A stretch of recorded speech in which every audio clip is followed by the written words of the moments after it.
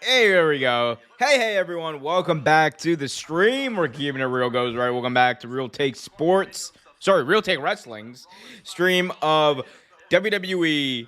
Well, live stream spectacular. Watch along, all that jazz of WWE Extreme Rules 2022. Yes, we're back here about a year from the debacle that was Extreme Rules 2021, where the red lights foiled Finn Balor's attempts to capture the WWE Universal Heavyweight Championship from Roman Reigns. So we're here, we're ready. We got a whole host of great matches. I'll run down the card in just a second, and I'll run down one of my predictions for tonight, in which match the Fiend Bray Wyatt, or Bray Wyatt, the White Rabbit, whatever he's going to be called now, is going to return. We know there's going to be a big quote-unquote tease with the White Rabbit. Is it going to be the debut of Bray Wyatt, the return of Bray Wyatt, or is it going to be yet another hokey clue towards what we already know is the eventuality? We already know that Bray Wyatt returning to WWE is a certainty. So we'll talk about that. I'm going to put you guys on this screen for 1 second while I...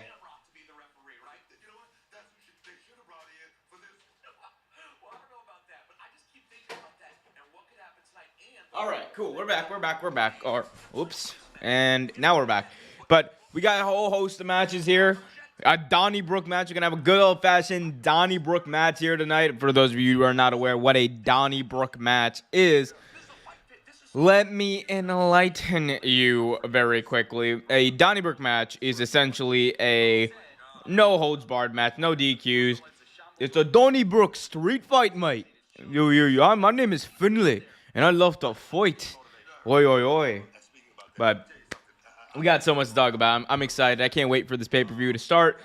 Say what you want about WWE TV. It still, right now with Triple H, it's a lot better than it used to be. It is still hit or miss sometimes. But when it comes to these big pay-per-views, WWE rarely, if ever, misses. So that is definitely something we're going to be keeping track of. Definitely something we're going to be talking about. We have the WWE Women's World Championship on the line the SmackDown Women's Championship on the line. Ronda Rousey going up against the champion, Liv Morgan. This could be the start of a Ronda Rousey reign that goes until WrestleMania 39.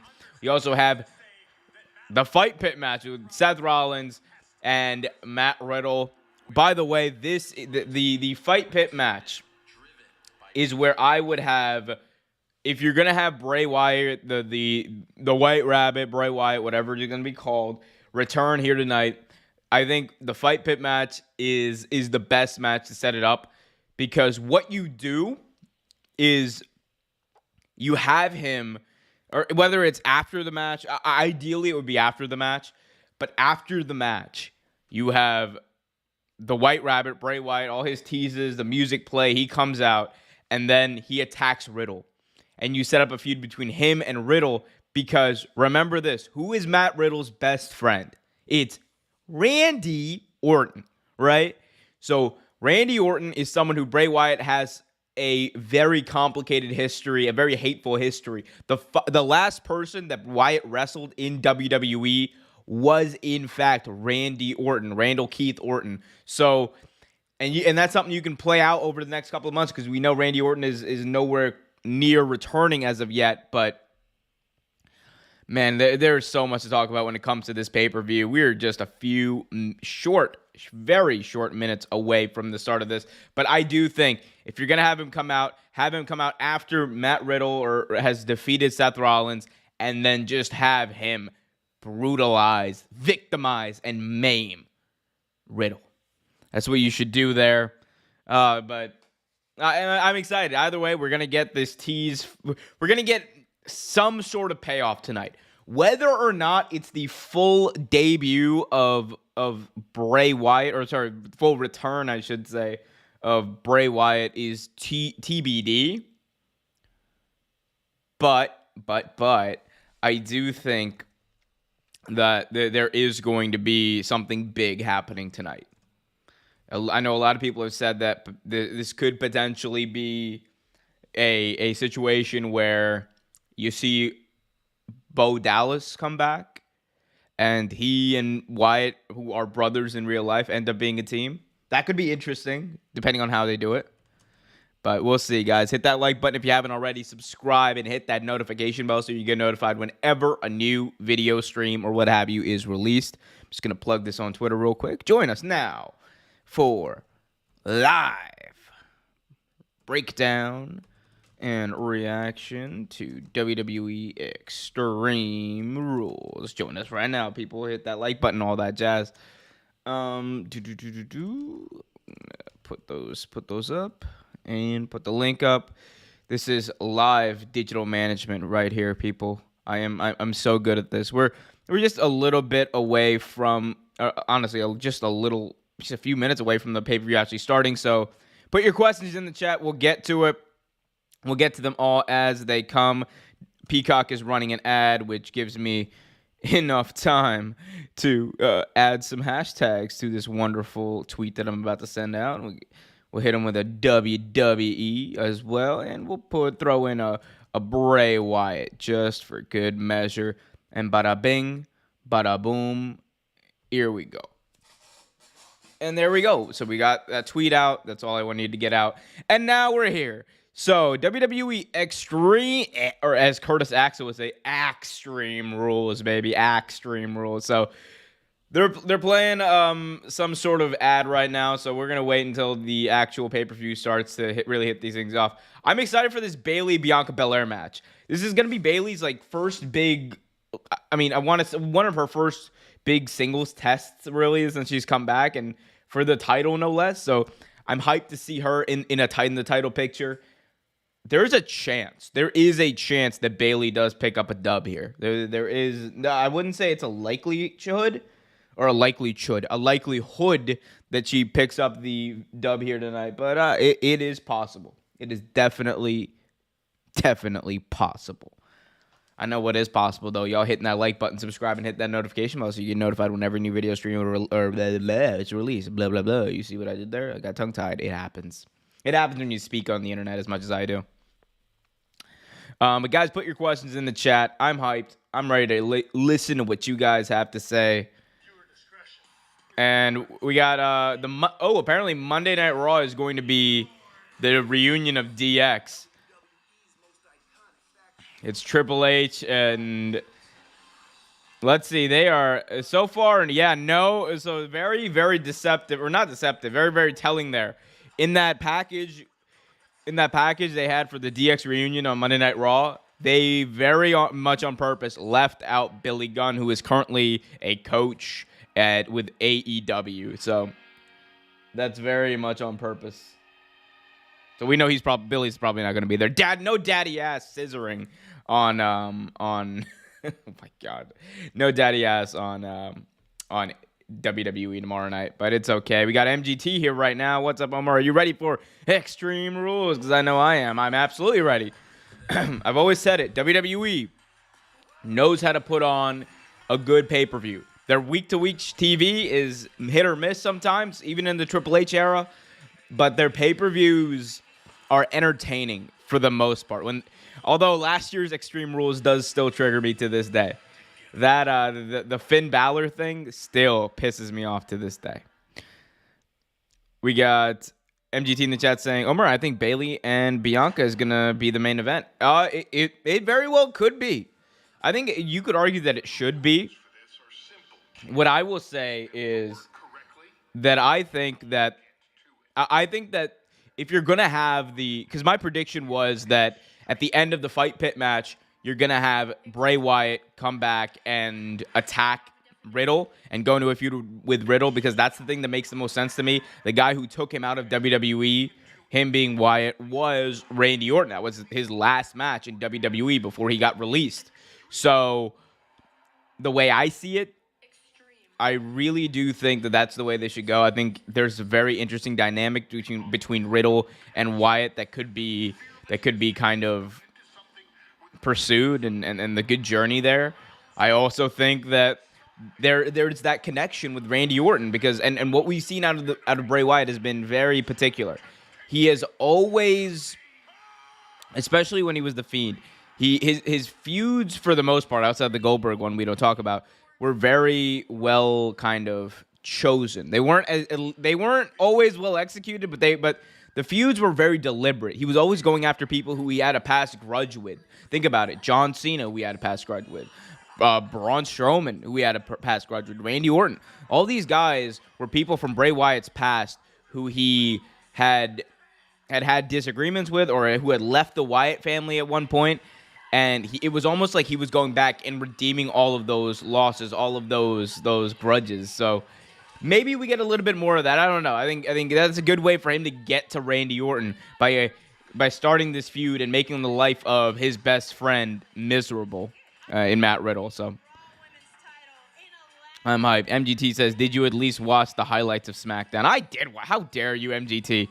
Don doesn't even think I watched. I watched all of Raw this week. It wasn't on Monday night, but I watched all of Raw this week.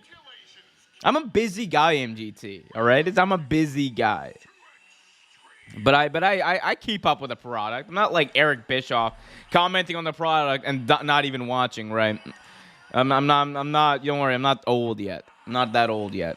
MGT in the chat says, "Omar, I think Bayley and Bianca, get a main event. It's very possible. It's very well possible. If you don't do the Wyatt thing with Riddle, I think, Bayley and Bianca should probably go on last because that's the best match." We got some creepy music opening up Extreme Rules, fireworks going off.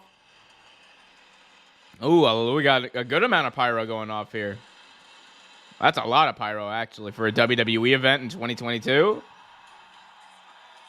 So there we go. Extreme Rules, baby. The one... Really? Wow, that's a new thing. Every match extreme? That's a new thing. Guys, if you haven't already, hit that like button, subscribe, hit that notification bell so you get notified whenever a new video or a stream is released. Put your questions in the chat. Sold out Wells Fargo Center in Philadelphia, Pennsylvania.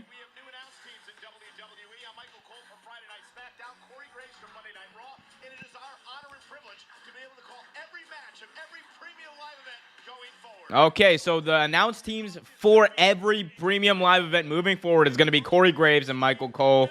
And we're going to start things off. That is a big deal, but we're going to start things off with a good old-fashioned Donnybrook match, mate. Good old-fashioned Donnybrook match. We love to hear that. It's going to be the Brolin Brutes versus Imperium. I can't wait for this. This match is going to slap literally and figuratively. And if you guys haven't slapped that like button, I don't know what you're doing. Sheamus, the Brawling Brute, Sheamus, the artist formerly known, currently known, I should say, as Butch. Formerly known as Pete Dunne. Oh my God, I can't wait. And we're seeing Pete Dunne in his actual Pete Dunne gear. I love that. I love how that feud with Walter basically turned Sheamus' face. As we get, the White Rabbit tease. We see a rabbit. The screen glitched out. The White Rabbit is hopping onto a purple X. Digging into the purple X. Ooh, baby. We got a White Rabbit coming later on tonight. The biggest tease possible. A glitch in the screen. And the White Rabbit dug his hole right into the X of Extreme Rules. I can't wait to see what that reveal is going to be later on tonight, presumably. It's not going to happen right now. As we have the Brawling Brutes in the ring. Holland, Sheamus, and Butch. And now we have Imperium. The ringmaster. Sorry, the ring general. Walter. Hashtag not my Walter. Oh my God. I love this. Ludwig Kaiser, Giovanni Vinci, and the WWE Intercontinental Champion, Walter.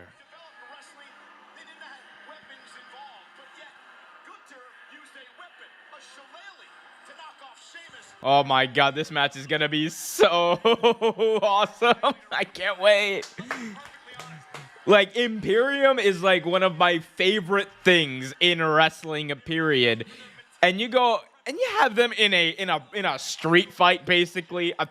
A six-man tag team street fight against the Brawling Brutes. Like, I mean, I'm not a big fan of Ridge Holland's wrestling, but he can go. But Shamo and Pete Dunne? Oh, okay, let's go, baby. Guys, hit that like button if you haven't already. Subscribe, hit that notification bell. The bell is rung. This match is underway.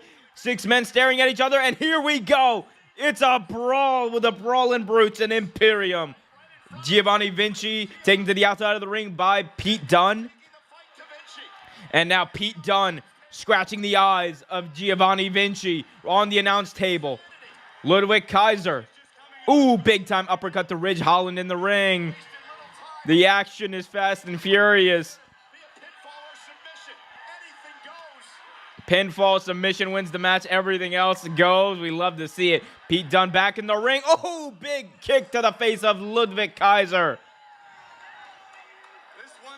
Ridge Holland setting up Ridge Holland setting up Ludwig Kaiser in a tree of woe. Pete Dunne with Kaiser in a tree of woe. Pete Dunne gonna run. And boom! With a shillelagh assist, Pete Dunne delivers a big drop kick and gets a chop for good measure by the Intercontinental Champion Walter. And now Walter fights off Ridge Holland and Ludwig Kaiser. Sorry, I should say Giovanni Vinci. Still getting used to the names. Driving Shamo into the turnbuckle. There's so much going on here, guys. MGT in the chat puts it very clearly and very correctly, I should say. We're starting off hot with a good old-fashioned Donnybrook match here. Let's go. I'm excited. As Imperium has the upper hand here. Ooh, Ludwig Kaiser. Big insecurity. Knocking off Pete Dunne off the rope onto the outside.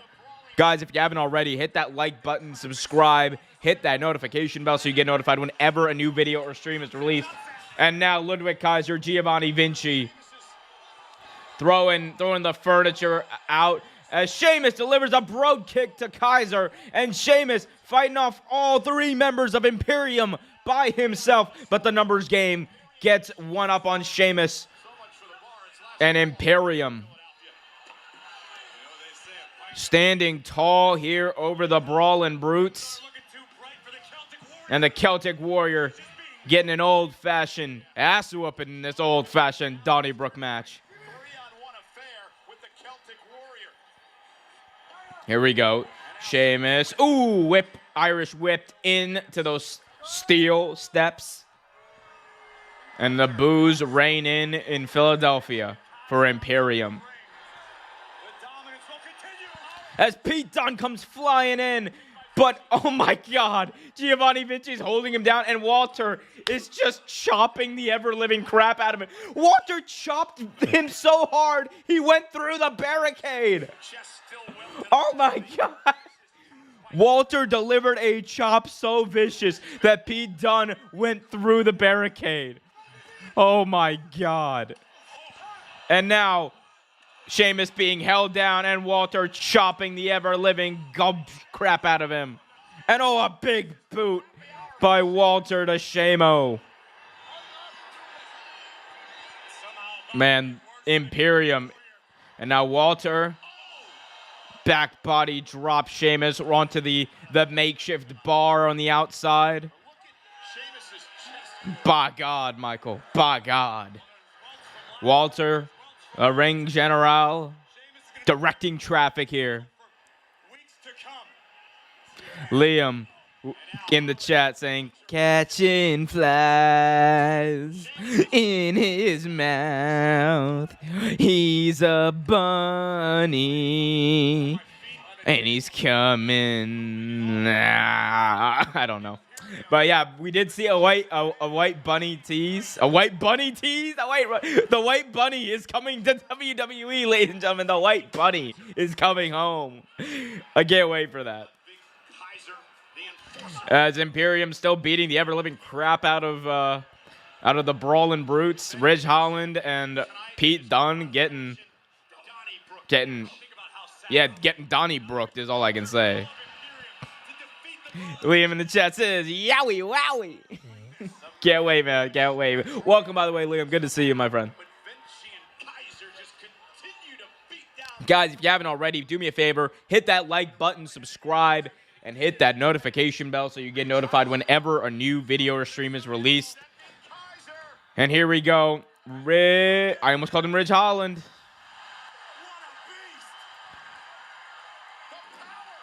Ridge Holland dropping both Kaiser and Vinci, but eats a big boot by the big man, Walter.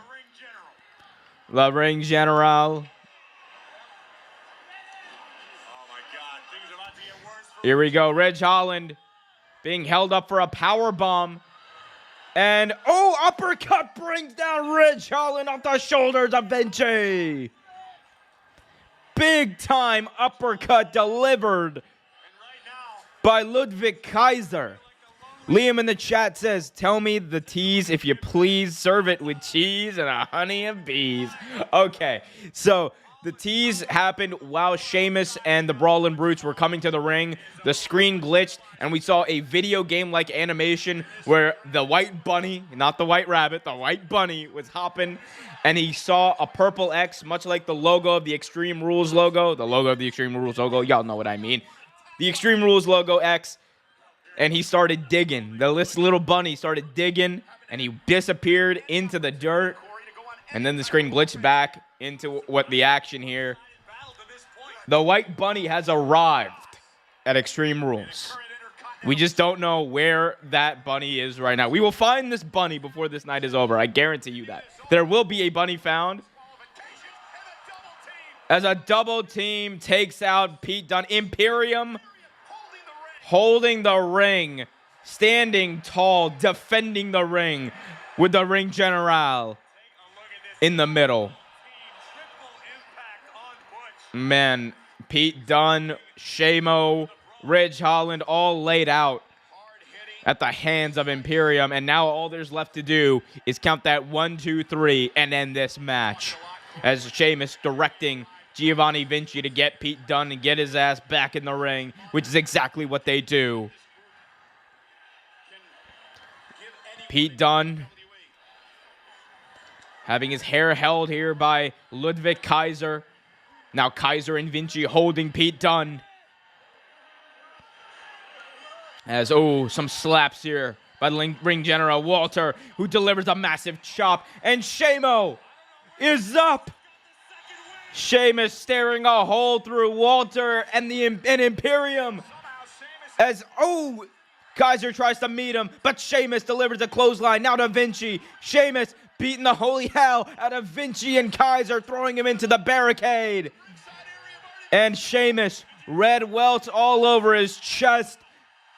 One-on-one with the Intercontinental Champion, the Ring General Walter. Hit that like button, subscribe, hit that notification bell. Sheamus enters the ring. Walter wants Sheamus. Sheamus wants Walter. Are they gonna kiss? Let's go. Let's see. And now, Sheamus, those big uppercuts, elbows shared by Walter and Sheamus here. Walter, oh, nice German suplex delivered to Sheamus. And now Walter goes for the boot. Oh, eats a clothesline by the Brolin Brute, Sheamus. And now Sheamus with another clothesline into the corner. Irish whipping Walter is Sheamus. And, ooh, Sheamus eats a boot by Walter. Now Walter, body slam by Sheamus. These two had a 5-star match at Clash at the Castle. Damn right he's a surefire Hall of Famer. And now Sheamus setting him up for the 10 beats.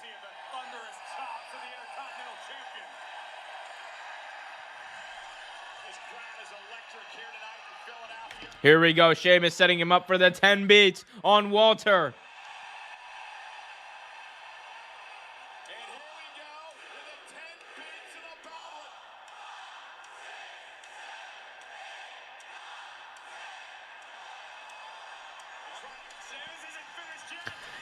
And now Butch and Riddick, or Riddick Moss, no, Butch. We got Butch and Ridge Holland beating the absolute crap out of the ring general, helping out their leader in Sheamus. Sheamus dropping Walter. Walter in the middle of the ring. And now Sheamus looking to the outside. Sheamus pointing to the outside of the ring to all these fans here in Philadelphia at the Wells Fargo Center. He's setting up Walter for the Broad kick. Broad kick to Walter. Cover. 1, 2. Giovanni Vinci from the top rope breaks it up. Giovanni Vinci putting his body on the line.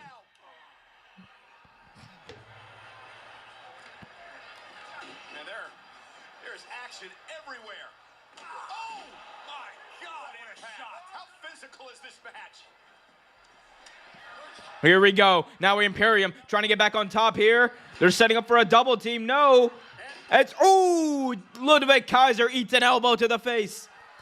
And now Walter, double drop. Oh my God, a drop kick taking out both members of the Brolin Brute. Now he turns his attention to Sheamus. Sheamus, Irish curse backbreaker to Walter. And now Sheamus looking for the cloverleaf, the old Texas Irish cloverleaf, whatever you want to call it. Locked in in the middle of the ring.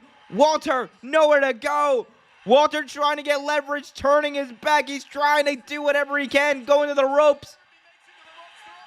No disqualification, so rope breaks don't freaking matter, Walter. What are you doing? And now Kaiser. Oh, the shillelagh over the back of Sheamus.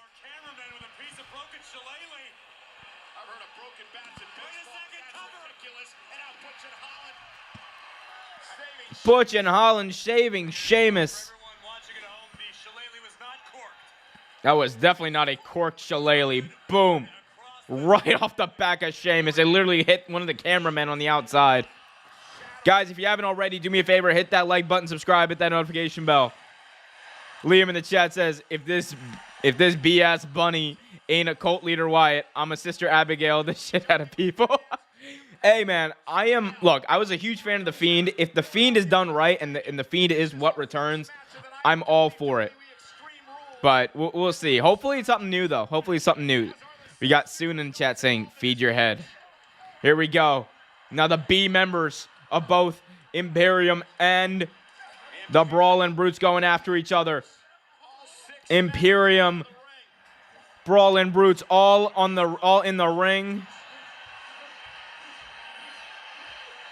And now it's just Sheamus and Walter, nose to nose. Walter and Sheamus exchanging blows. Who's gonna go? Chop by Walter, chop by Sheamus, chop by Walter, chop by Sheamus, chop by Walter, big chop by Sheamus. And they're just keep exchanging them. Oh my God, Brolin Brutes on one side, Imperium on the other. Both teams regrouping, strategizing. What the hell do they have to do to defeat each other?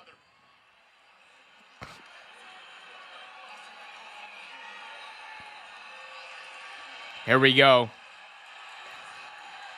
All 6 men going to attack each other. As Pete Dunne gets taken out.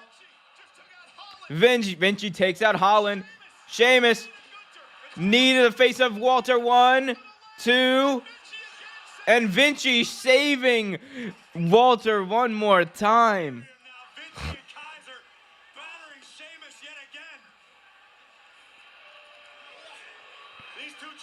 We got Liam in the chat saying something new. I ain't staying up till most likely 3 a.m. for some Husky Harris, motherfucker. Hey, I don't think you're going to have that problem. I don't think it's going to be Husky Harris. I think it's going to be a combination. If I had to say it, it's going to be a combination of like Cult Leader Bray Wyatt and Firefly Funhouse Bray Wyatt, which I thought were his 2 most compelling characters. Ridge Holland taking out Vinci on the outside. Holland catches Ooh, catching Ludwig Kaiser. Spine into the apron, but now it's Vinci and Kaiser looking to take out. Oh my God! A moonsault. A moonsault. Moonsault by Pete Dunne, taking out Vinci, Kaiser, and his own tag team partner in Ridge Holland. As it once again, it's Sheamus and Walter in the ring, the leaders of these two groups, the two brawlers with Walter delivering a shillelagh to the back of Sheamus. Survival of the fittest tonight. Liam says, I'm staying up for the Eater of Worlds, and if it ain't in, I'm hopping into a time machine, going back a few hours, and hopping into bed. You might need to. You also might need to hit that like button if you haven't already, subscribe, and hit that notification bell. Here we go. Oh my God, Sheamus eats a massive shot from the shillelagh. 1, 2, kick out. Sheamus kicks out at 2, and the ring general is absolutely incensed. It has been unbridled chaos. A big shot to the face of Walter, and it didn't do much. Or sorry, to Sheamus, and it didn't do much with that shillelagh. Walter wondering what the hell he's got to do to put Shamo away. Has not been able to put Sheamus away tonight. Remember, he retained the championship. Sheamus with Walter standing over him. Walter now looking to deliver the kill shot. Looking for the power bomb. But no, Holland and Pete Dunne holding him back, and Pete Dunne cracking the fingers of Walter. Holland with a headbutt. They're holding him. They're holding Walter. Nowhere to go for Walter. Sheamus with shillelagh in hand. Walter kicking his legs up in the air. Shamo, shillelagh to the head of Walter as Walter rolls it to the outside. And now they turn their attention to Kaiser and Vinci. Giovanni Vinci eating, oh my God, multiple shillelagh shots from Pete Dunne. And Ridge Holland. Oh my, what is Walter doing? Oh! Sheamus has Gunther up high on the outside, looking to put him through the announce table. Celtic cross to the announce table. Walter down and out. My God. The Celtic Warrior Sheamus has arrived at Extreme Rules, baby. This is the best babyface Sheamus I've ever seen. Now Vinci being held down by the Brolin Brutes. Sheamus looking for the broad kick on Giovanni Vinci. Night. Out he goes. Cover. 1, 2, 3. Rudy Charles counts the pinfall, and the Brolin Brutes win. What a match. That was awesome. That was awesome.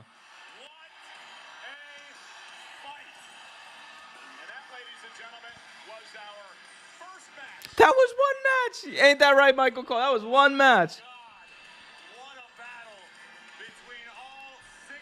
Dude, that was a great match. And what else did we expect? What else did we expect from these 6 guys?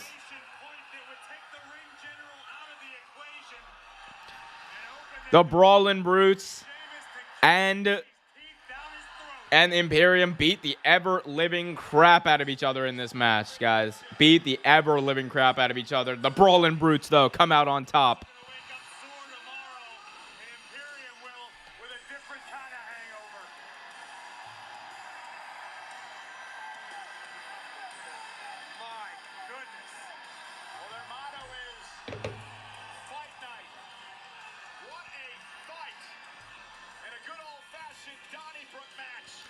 Oh, man. Guys, hit that like button if you haven't already. Subscribe. Hit that notification bell so you get notified whenever new videos release. One hell of an opener to start things off here tonight. We got Liam in the chat saying, I got the Brutes too. I predicted the Brolin Brutes victory, says MGT. MGT says, that was great as expected. Give them 5 stars, Melty Boy. Absolutely. Hey, man, that was a great match. I'll say that. Liam in the chat also says, so where do we think that Bray Wyatt is coming in? I said this earlier in the stream, but essentially where I see him fitting in the best is I think after the fight pit match between Seth Rollins and Matt Riddle is over, Bray Wyatt, the White Bunny, the White Rabbit, of course, Bray Wyatt, but I call him the White Bunny because it's hilarious. But Bray Wyatt returns and attacks Matt Riddle. I think there is an expected... I think, okay, not expected, but here's the thing.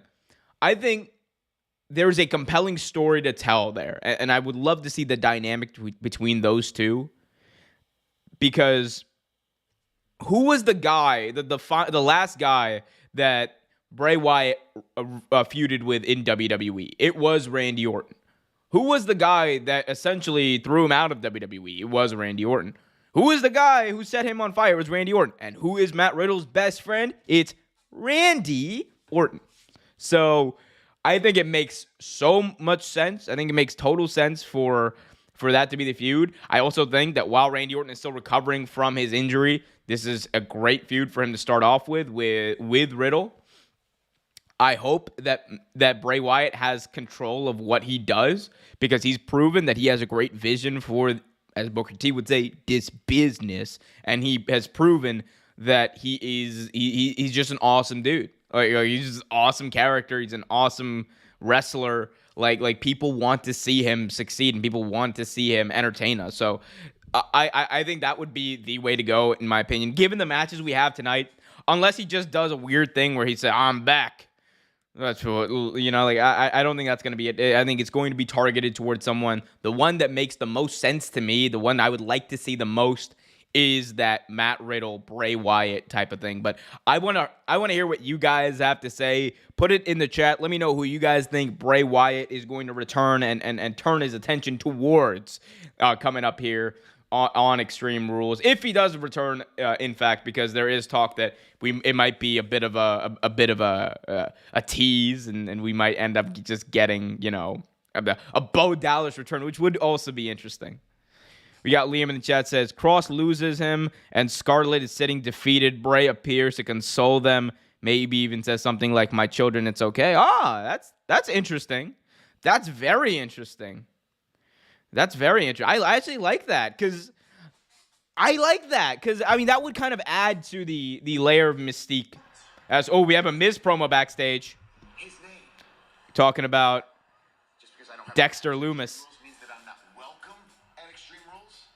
I am the most important, most in-demand, most must-see WWE superstar that WWE has, and the reason I am here is I don't know about all that. Last Monday, he who shall not be named made it perfectly clear that he's going to try to ruin my birthday celebration that my beautiful, gorgeous, sexy wife was going to put on this Monday on Raw. Oh, okay, so we're plugging Raw tomorrow night. The season premiere of SmackDown yesterday, I decided that I'm going to talk to him about that lunatic. As Miz looking off into the distance, saying, "What the hell is that?" Miz walking over, looking at something. It's Gritty! Gritty!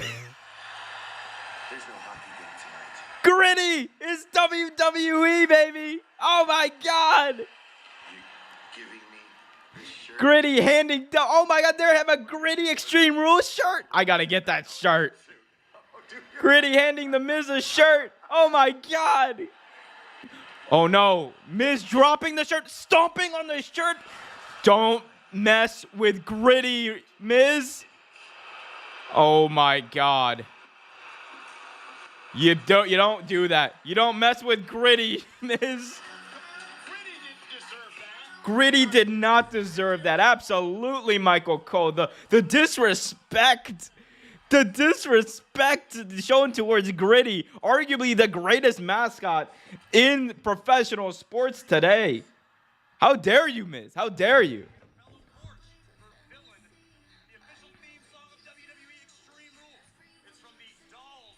Mike, I cannot believe he did that. We got Liam in the chat saying yours better than mine. It's all fantasy booking. It's all the same at the end of the day. Oh man, oh man, oh man.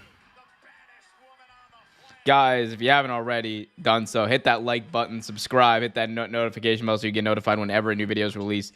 It seems like we're having not some problems, but just a bit of lag here. So we're gonna try to. I will try to fix that as much as I possibly can. Just let me know if we do in fact run into those problems periodically, but we're gonna try to. We're gonna try to work through them. I'm trying to stream at a higher quality. We're gonna try to see if that's possible with the equipment that I have, but let me know if we are running into any problems on the stream. Coming up next, we have for the SmackDown Women's Championship, Liv Morgan defending her title against Ronda Rousey, the baddest woman on the planet. Who, by the way, heel Ronda Rousey has been amazing. Heel Ronda Rousey has been amazing. We got MGT in the chat saying, did you see the WrestleMania 40 logo? I did not see the WrestleMania 40 logo. Let me see what that looks like here. I might, if I can pull it up, I'll try to show you all too. But let's see. What is this? I don't see. There doesn't seem to be one, I don't think. No, I don't see a WrestleMania 40 logo when I Google it. But if you can send the link in the chat, if you can find one, then definitely send that, MGT. But Ronda Rousey, I have Ronda Rousey in this match, and that's not because not just because I'm a big fan of Ronda Rousey, the WWE character, but also because I think that this is the heat up time. This is when you get to Ronda Rousey's big run. No one's gonna defeat her. Who can stop the baddest woman on the planet, Ronda Rousey? And then we see the man, Becky Lynch. The man's gonna come around and beat. Oh my God! Oh yeah, we did get a darker side of Liv Morgan here. I can't wait for this match. This is gonna be an interesting match because it's an Extreme Rules match, and Liv Morgan is not someone you really expect to see in an Extreme Rules match. Neither is Ronda Rousey, but I'm hyped to see it. I'm hyped to see it. I'm hyped to see what they can do because I did love like her attack. I believe on like Lacey Evans or whoever it was leading into this. Liam in the chat says, there's a theory that all the Firefly puppets are alive. Abby, the Witch, Scarlet, Ramblin' Rabbit, Cross, Mercy the Buzzard, Dexter Loomis, and Huskus Braun with Bray the Puppet Master. That's interesting because so here's the thing. I mean, that's an interesting way to think about it. But I think originally, all of those Firefly Funhouse characters were supposed to be like metaphors, or they were all supposed to stand for the different iterations of Bray Wyatt's characters while he was in WWE. Like, think about it. You got Abby the Witch. Remember that time Bray Wyatt dressed up as Sister Abigail? Like, remember the Ramblin' Rabbit? A lot of people used to say that Bray Wyatt's promos when he was cult leader Bray Wyatt, the leader of the Wyatt family, that he was rambling. And you got Huskus the Pig. That was a direct reference to when he was Husky Harris, Vince McMahon thinking and calling him fat. So, I mean, and Mercy the Buzzard is supposed to just be like, another callback to his kind of like weird period where he wasn't the cult leader, he was just Bray Wyatt. But I do like that. I do like you can merge those things together. I think that's very interesting. But we'll see. We'll see. We'll find out hopefully tonight. But we got SmackDown Women's Championship on the line here. Ronda Rousey versus Liv Morgan. It is absurdly hot, so I'm going to go turn my heat off, but I'll be right back. Ronda Rousey! Well, here comes the woman who won a fatal five-way, tapping 3 women at the time to advance and get this championship opportunity. Ronda Rousey in a pink gi tonight in honor of her trainer, Judo Gene Lavelle, who passed away recently. His memorial is tomorrow, and of course, Corey, bring her black belt. Rousey would love to honor Judo Gene Lavelle tonight.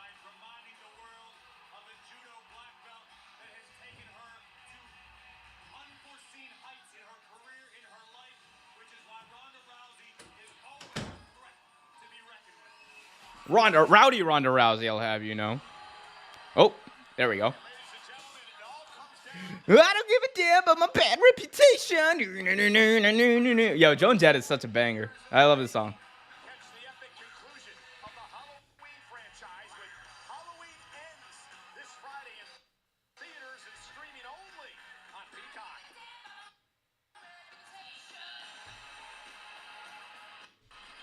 Really worried about the fate of Michael Myers. Some think I'm strange. I ain't gonna change.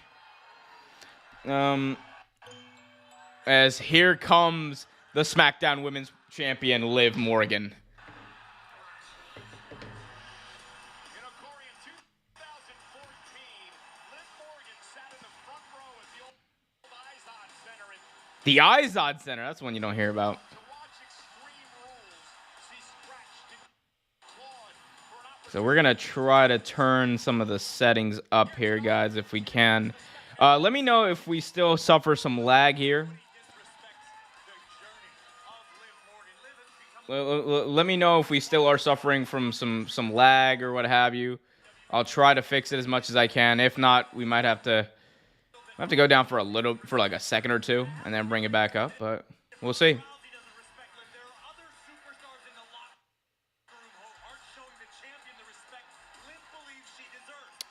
All right, we might have to. All right. Let's see if we can come back here. Are we back? I think we're back. All right, cool. We're back. All right. Hopefully, again, we don't suffer from those lag issues. I apologize for that, guys. We're testing some stuff out here, and I'm trying to give y'all the best quality I can give you here. But apologies for those slight technical difficulties. We got MGT in the chat saying, Omar, search Super Boyo. There's a video on this channel with Jerry Lawler revealing the WrestleMania 40 logo. Interesting. So I'll look that up as we get into this match, though, guys. Hit that like button if you haven't already. Subscribe and hit that notification bell so you get notified whenever a new video is released. Here we go. Extreme Rules match. SmackDown Women's Championship on the line. Liv Morgan defending against Ronda Rousey. And this match is underway. Let's go. Here we go. Liv rolls through, trying to reach for the bat. Cannot get it. Ronda Rousey stopping her right in her tracks. Both women laughing at each other. Ronda Rousey wearing some very interesting gear. It just says submit on it. And I love that. It's simple and effective communication by Ronda Rousey. Ronda Rousey. Yo, I love heel Ronda Rousey.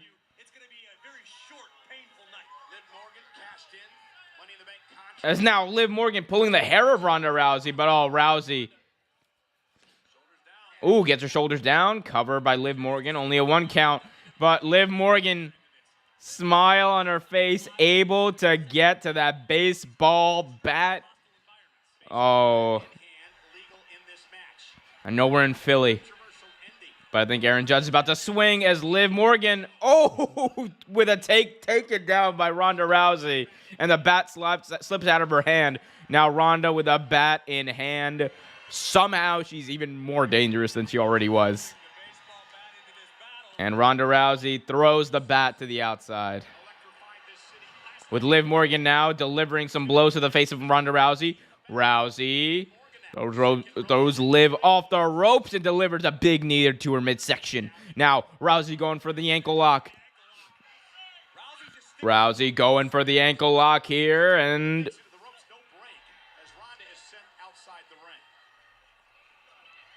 we got MGT in the chat says the stream is down.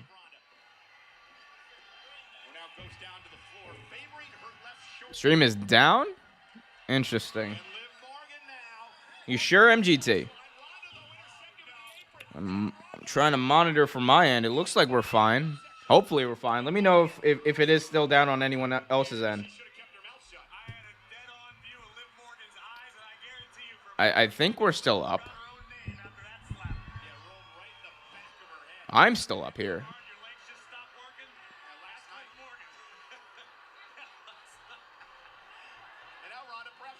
I don't know, guys. I don't know what's happening. if we're still down, let me know in the chat. But from my end, I'm monitoring from my own device, and it seems to be fine. Liv Morgan with the fire extinguisher to the face of Ronda Rousey. Oh my God, I love that spot. And now Liv, baseball bat in hand, but Ronda takes Liv down. That's interesting. Is the stream like officially down? Did we get taken down by WWE? I hope not.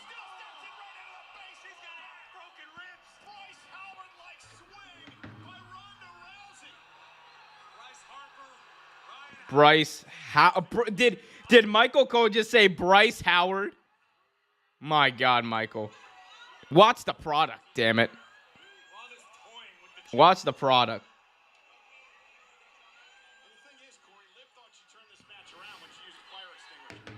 Guys, let me know if the stream is still down.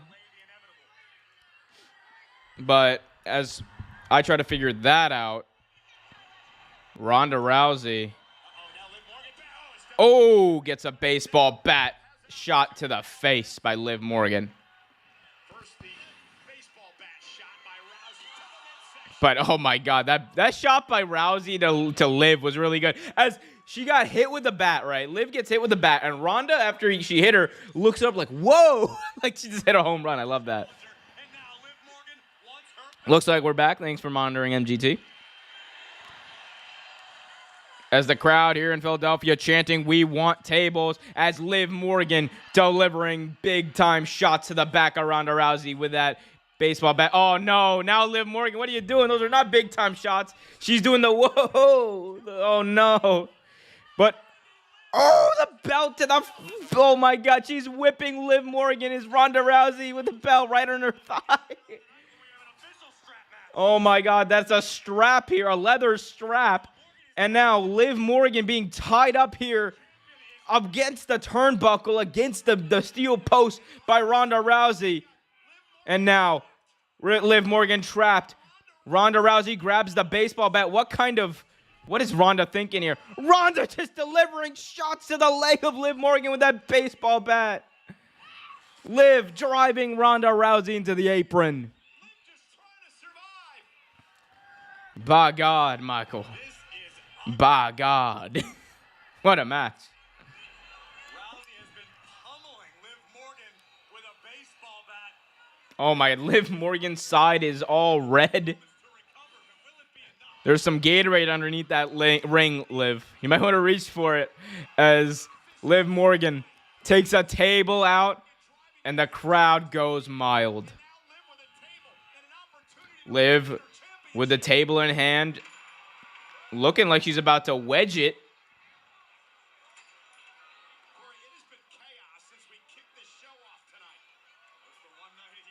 And Liv Morgan now trying to get this table into the ring. She finally does. Guys, by the way, if you haven't already, hit that like button, subscribe, hit that notification bell so you get notified whenever a new video is released. Liv Morgan has the upper hand in this match and has a table in the middle of the ring.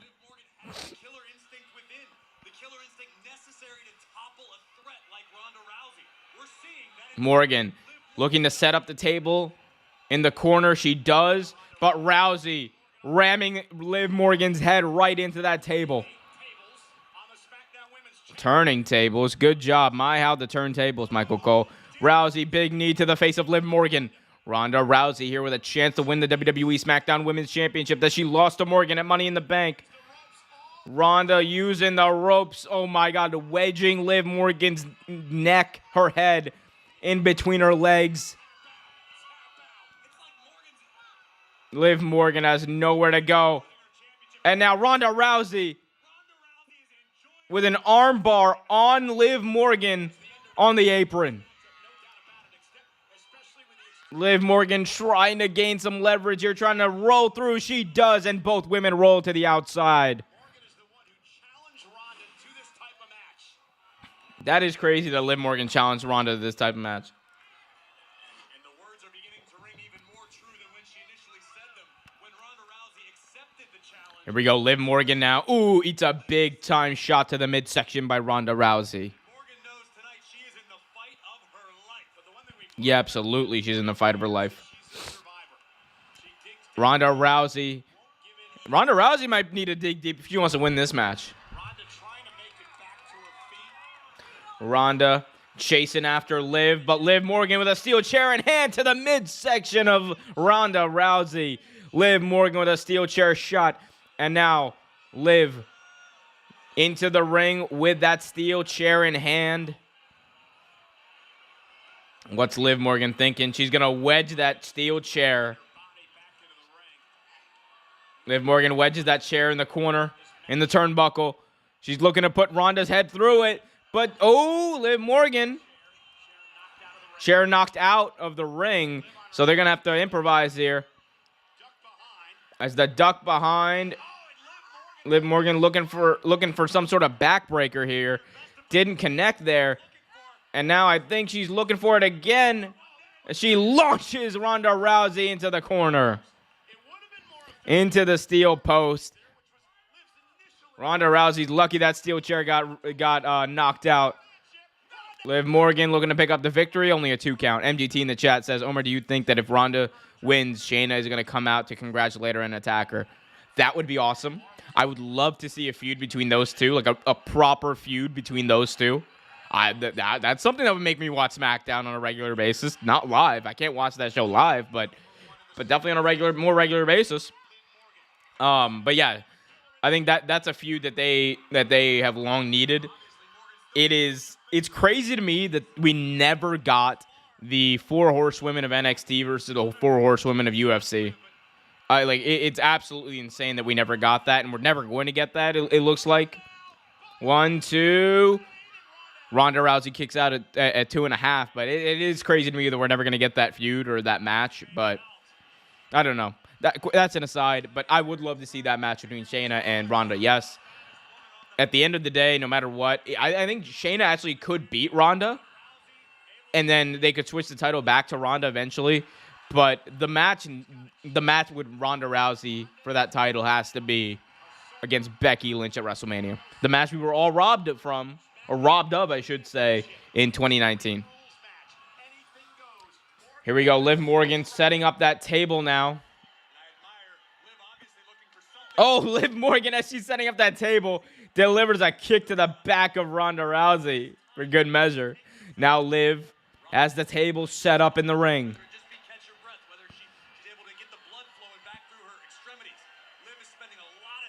MGT says, in the Triple H era, don't rule it out. I mean, look, you never say never, okay?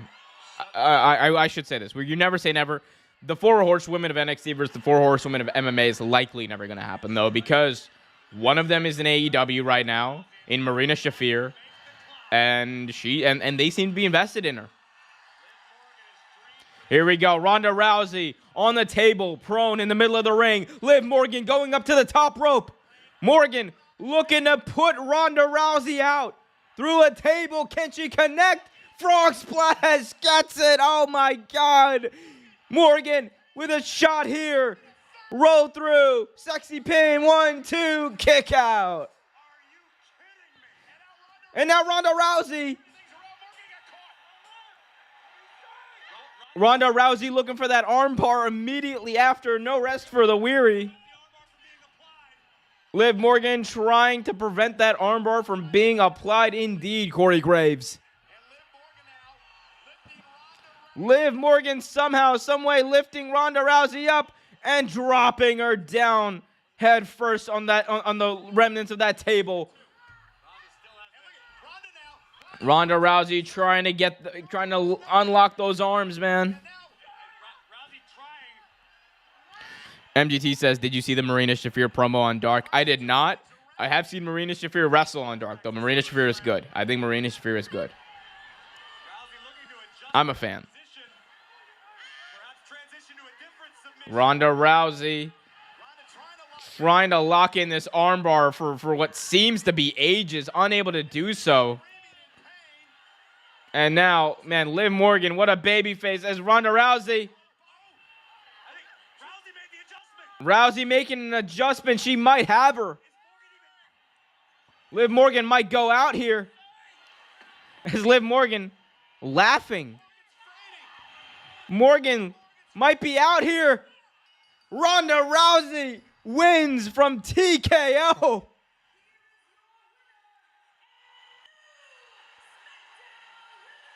And the crowd boos the ever-living crap out of Ronda Rousey. What a turn of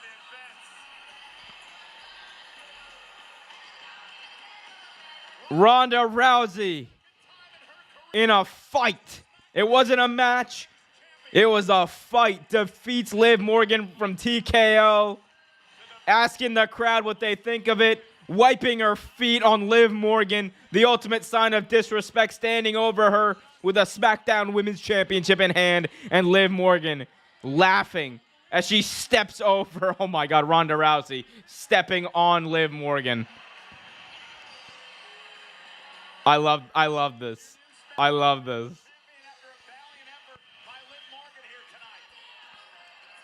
It's exactly the way it should go. Exactly the way it should go. You made Liv look strong. You made her look defiant even in a loss. But Ronda Rousey, the right person, won this match. We got MGT in the chat saying, I'll tell you this, that promo is the worst wrestling promo all year. Oh, man. It can't be worse than, let's be honest here. There have been some bad wrestling promos this year. I don't know. I'll have to see. What that promo was, but it could not have been. Bad as like old bootleg Hangman Adam Page. What was his name? Clark Connors from leading into Forbidden Door. That was a bad promo. That Clark Connors. He's the most knackered looking like 25-year-old I've ever seen. We got MGT saying, sorry, Liv, but this was Ronda's win. But don't feel bad, kid. No, I mean, Liv Morgan looked very defiant. Former champions there are like a healthy Cody Rhodes. Another prediction scenario. Who should be the next Raw Women's Champion? Alexa Bliss, Asuka, Rhea Ripley, or Candice LeRae? Everybody excited about Candice on Monday Night Raw? But I like the mind games of Rhea Ripley. All right, thanks so much, Mac. Anyway, guys, if you haven't already, hit that like button, subscribe, and hit that notification bell so you get notified whenever a new video or stream is released. Smash that like button, though. It helps the algorithm, helps the channel grow. MGT, I'll have to check out that promo, but I find it hard to believe it's worse than the Clark Connors promo I saw in Dynamite leading into Forbidden Door. That was not great. That was not great. The old, well, Clark Connors. I'm going to knock your brains out. Like, come on, man. Like, oh, my God. Oh, Hangman Adam Beige. Oh, Hangman Adam Beige, Clark Connors. On November 5th. Oh my God! And we get a promo for Saudi Mania 2022. I would love this. I would love to talk about this, but I'm not going to watch this or this pay-per-view. MGT in the chat says she put on a good fight, but what's next for Ronda though? I think Shayna Baszler probably should be next for Ronda Rousey, and that would be a great feud for the last few months of 2022. And then you could go into something. You could go in something in the Royal Rumble, and then you go full steam ahead to WrestleMania. The man Becky Lynch versus Rowdy Ronda Rousey, and it's going to be the man Becky Lynch. I mean, I'm hyped for it. As WWE plugs the WWE is plugging tomorrow night's D-Generation X reunion. Sans Billy Gunn.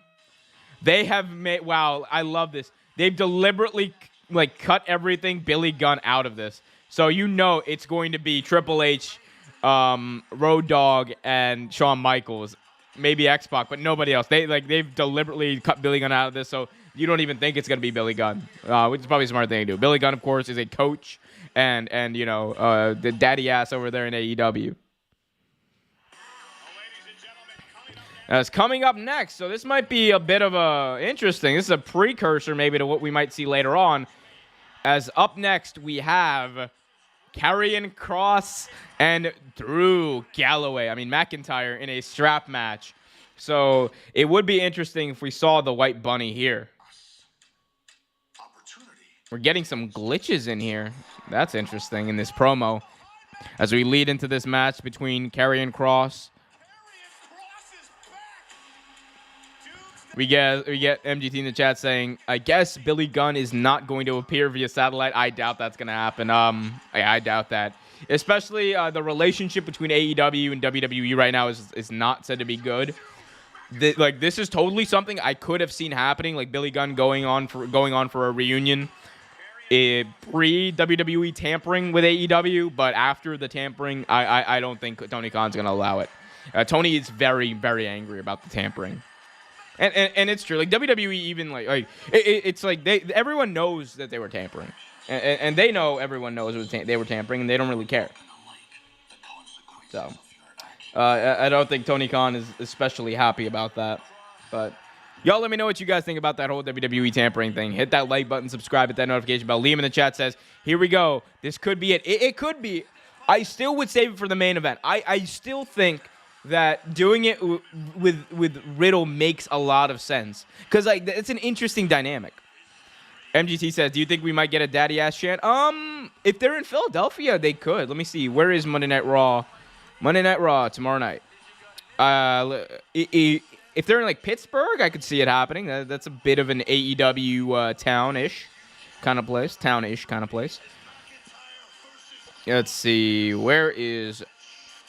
I still don't know where Raw is going to be, but if y'all know where it's going to be, let me know in the chat.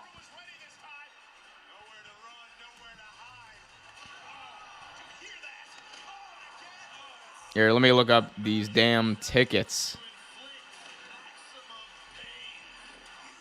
Or sorry, here we go. I pulled it up. So Monday Night Raw on October 9th, 10th. Is it going to be? Yep. October 10th. Yep. It's going to be coming to you live from the Barclays Center. So that's New York. You very well could get some daddy ass chants there. As there are more glitches happening. It might be this. This might be where we see the White Rabbit. Or the White Bunny. Because we are seeing some glitches on the screen. But I don't know. I'm just going to sit back and watch. Hope if it is, I'm hyped to see Bray Wyatt back in wrestling. Because maybe this is going to make the whole Sands of Time thing that Karrion Kross is doing, the hourglass thing, make sense. Like, they're ticking down. So, it's a strap match. Will be bound together by a 13-foot leather strap tied around their wrists. The only way to win is by pinfall or submission. Let's go. Strap match, baby. As Drew McIntyre, former WWE champion, former winner of the Royal Rumble, former ICW champion. Bet y'all didn't think I was going to say that. Making his way to the ring with that big gimmicky sword in hand. And he's getting a thunderous ovation in Philadelphia.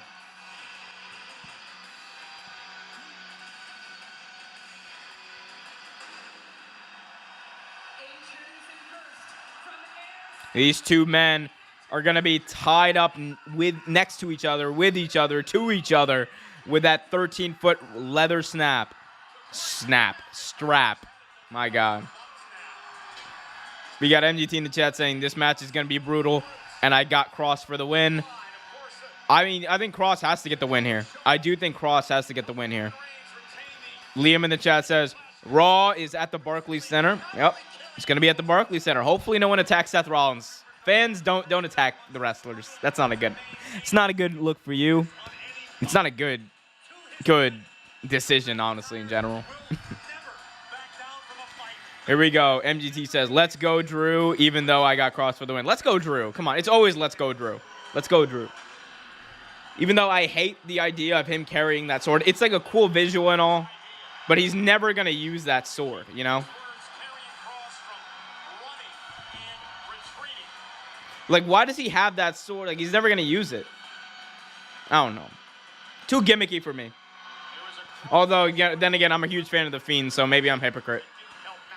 Anyway, Drew McIntyre, Karrion Kross in a strap match.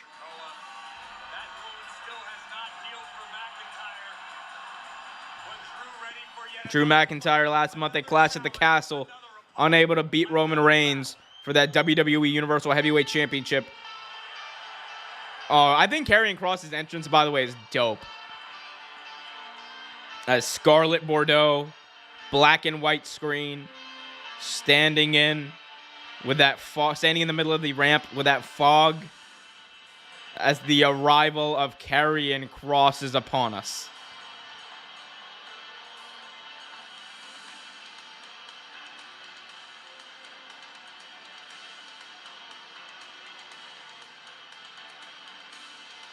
I think this is like, Karrion Kross is just an awesome entrance. I don't care what anyone says. Y'all want to talk all this smack about, oh, like he's not a great wrestler. By the way, wow, Scarlet Bordeaux, just wow. But like, come on, like Karrion Kross is great. This entrance music is great. This entrance is amazing. As is Scarlet. But yeah, the end is near indeed.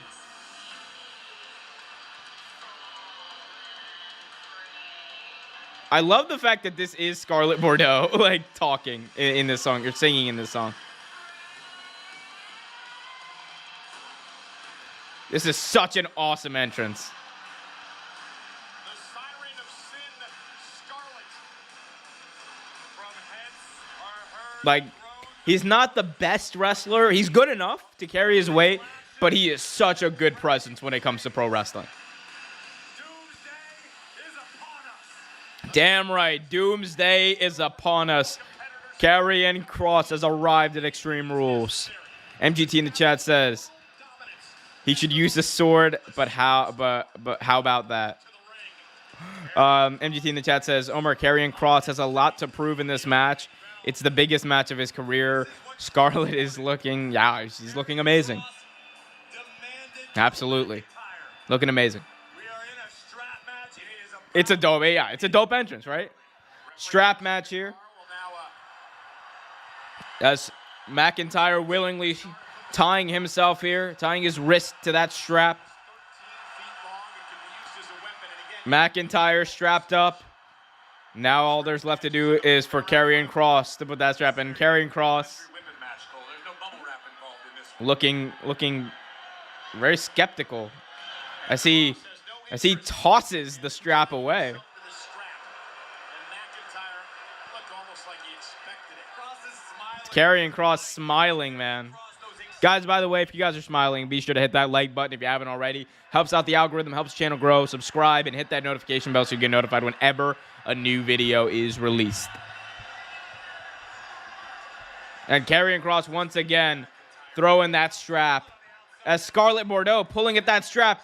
And now Karrion Kross, the bell is not rung, attacking Drew McIntyre. The bell isn't rung yet, Corey, because Kross is not strapped in. Kross is not strapped into that McIntyre. leather strap. No disqualification. And now Kross, Decision by Karrion Kross. Karrion Kross now dragging Drew McIntyre with that strap. Trying to hit him with it. But, ooh, big shot by McIntyre. McIntyre now trying to get the advantage here. But Kross sends him face first right into that steel post. For as long as Karrion Kross has been tormented, Karrion Kross. Oh, shit cans. Drew McIntyre into the crowd. tonight's a must-win for Drew McIntyre, who's had a And now of late. McIntyre being chased by Karrion Kross into the crowd here in Philadelphia. Karrion Kross and Drew McIntyre fighting. Again, McIntyre strapped to that leather strap. Karrion Kross is not. Oh, my God. Now Karrion Kross. Gosh. Oh, there's a little kid who's like clutching his dad's leg. Scared because of Karrion Kross. Oh, that's adorable. Here we go. They're fighting amongst the WWE fans. Thank God. Thank God it's not the WWE Universe anymore. It's the fans. MGT in the chat says Karrion Kross knows how to tell a story in the ring. Yep, he definitely does. As Karrion Kross sends Drew McIntyre back into the ring, one could say Karrion Kross knows how to control his own narrative. Oh, thank you. Stalking the Scottish Warrior. And Kross still has not tied himself to the Karrion Kross still not tied to that strap. But now Kross Looking to suplex McIntyre onto the steel steps. That ain't going to happen. That ain't going to happen as McIntyre suplexes him on the outside. Karrion Kross down. And now Drew McIntyre looking to gain an advantage here. Again, the match has not started. These two are just fighting on the outside. McIntyre trying to facilitate Karrion Kross putting on that strap. Let's see if he can do it here. As McIntyre sends Kross's face right onto that steel post. Oh my. Here we go. McIntyre lifts up Kross. Looking for on the steps. Is he looking for a side slam? Sidewalk slam onto the apron from the steps. Oh my God. Drew McIntyre dropping Karrion Kross.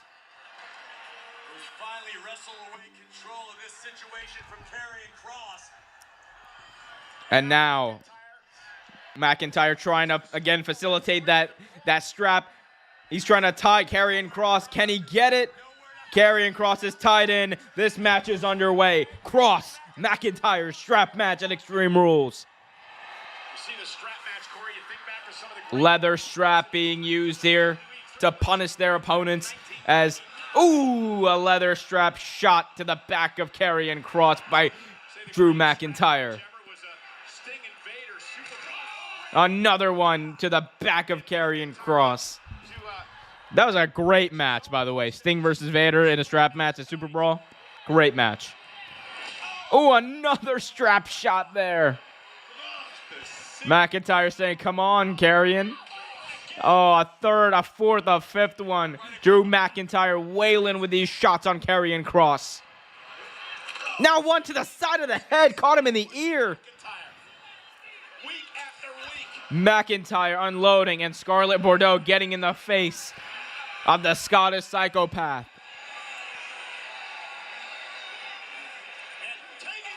But, oh, the distraction was able to allow Karrion Kross to pull McIntyre into that steel post head first.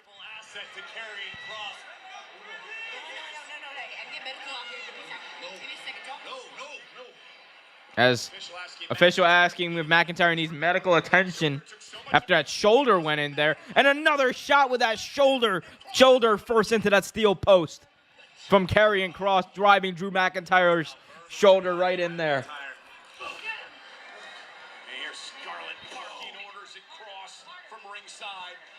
And now once again, Drew McIntyre's shoulder right into that ring post.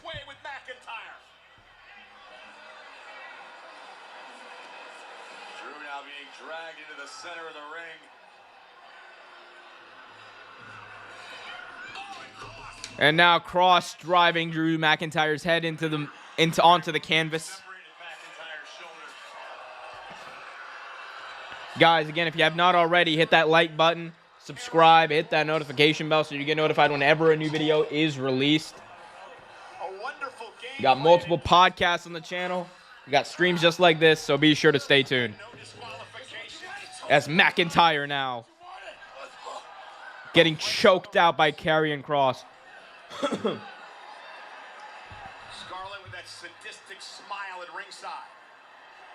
And now Kross dropping the arm of McIntyre. Shoulder through McIntyre could very well be dislocated.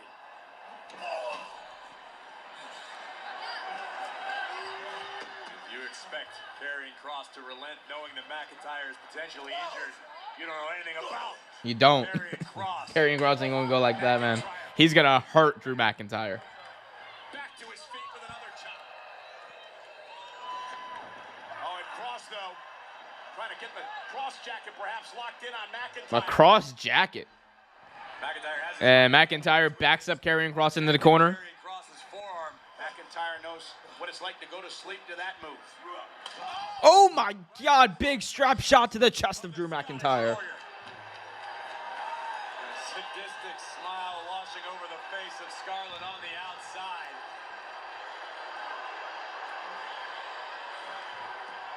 And Kross once again.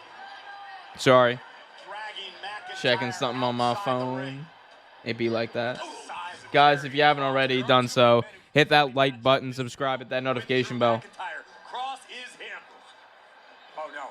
Oh no. Here we go, Karrion Kross. Looking to put Drew McIntyre to the table. Ooh. Drew McIntyre driven face first into that announce table. Future, and almost a version of McIntyre's future shock DDT right onto her. MGT in the chat saying, Omar IDK, why? I don't know why, but now I do kind of wish Roman was defending his title tonight, even though I never complained about it because of how stacked the card is, Bray Wyatt returning and all that. I mean, Roman Reigns is awesome. Like, you want to see a Roman Reigns match because he's awesome, right? Like, I get that, and he's a champion. Like, it's nice when you're watching a pay-per-view to have a champion on it. But luckily for us, we do have Bianca Belair. We had Liv Morgan, and we potentially have Bray Wyatt. So I mean, like, look, it's good enough to get away with it. They want to obviously have that big match in Saudi Arabia that I'm not gonna watch against Logan Paul. But you know, is what it is. So, as by the way, right now, Karrion Kross is still hitting Drew McIntyre with this strap. He hit him about 50 times in a row just now. Drew McIntyre's back has welts on it. Karrion Kross has almost a euphoric look on his face. A very euphoric look on his face. Fall and pray are not options, Cole. They are demands. Scarlett Bordeaux licking her lips, licking her chops. As Drew McIntyre down for that count, it would seem. It has been quite some time, and more noticeable is the Here we go. Now McIntyre trying to drag, or sorry, God, so many names.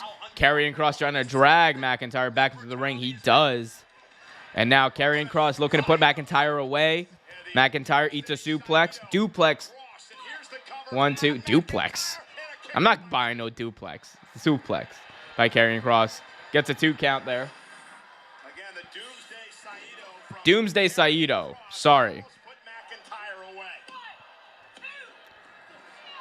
The Doomsday Saito. We got MGT in the chat saying, is like what happened on SmackDown all over again. Now Karrion Kross, a bit winded in this match.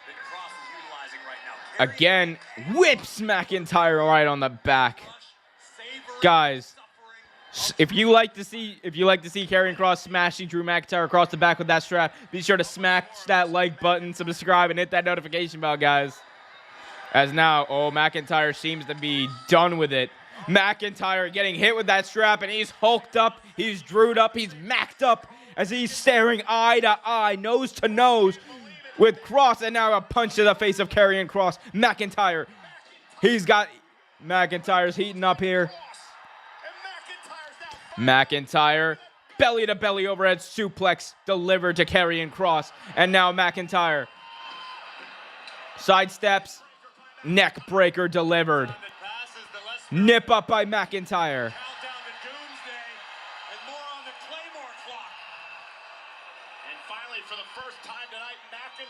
Now Drew McIntyre waiting, preying on Karrion Kross. And now McIntyre driven to that corner by Kross. Karrion Kross with him up on his shoulders. McIntyre up on his shoulders for fireman's carry. No. McIntyre gets off. Elbow by Kross. Spine on the pine delivered by McIntyre. Cover 1, 2. Kick out by Kross. Or as Samoa Joe would say, Kross. That was my favorite thing in that era of NXT. Samoa Joe getting angry at Karrion Kross for attacking William Regal, and he would just be backstage going, Kross. It's amazing. Kross. Ronda Rousey with that dub earlier on tonight in the last match. In the first match, we saw Sheamus victorious. It's only a third match out of 6, and we also have a potential Bray Wyatt return tonight.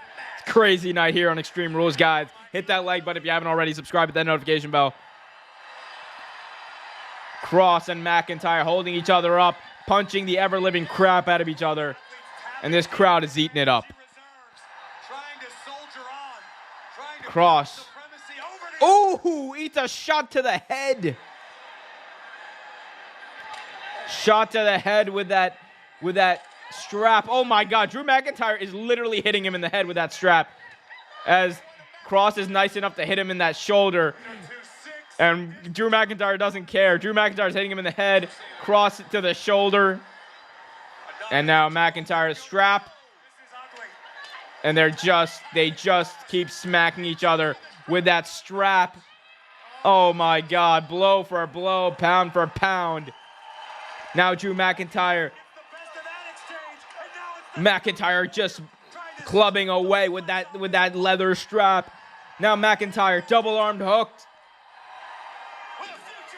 Future shock DDT.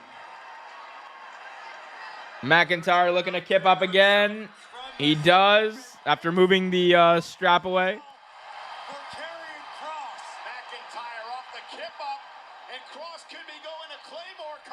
Here we go. McIntyre looking for the Claymore. But Scarlett stands in the middle of McIntyre and Cross. And now Scarlett spraying McIntyre in the eyes with pepper spray. Blinding Drew McIntyre. No disqualifications. Doesn't matter. McIntyre's blinded. Karrion Kross has him. Oh. Cross hammer. 1, 2, 3. Good night, Drew McIntyre. With an assist from Scarlett Bordeaux. As Cross wiping away the remnants of that pepper spray. Law enforcement grade pepper spray into the eyes of Drew McIntyre. McIntyre holding a towel. You don't use water on pepper spray.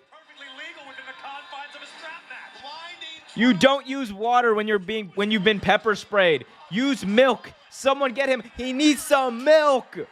He needs some milk. Get Drew McIntyre some milk ASAP, people.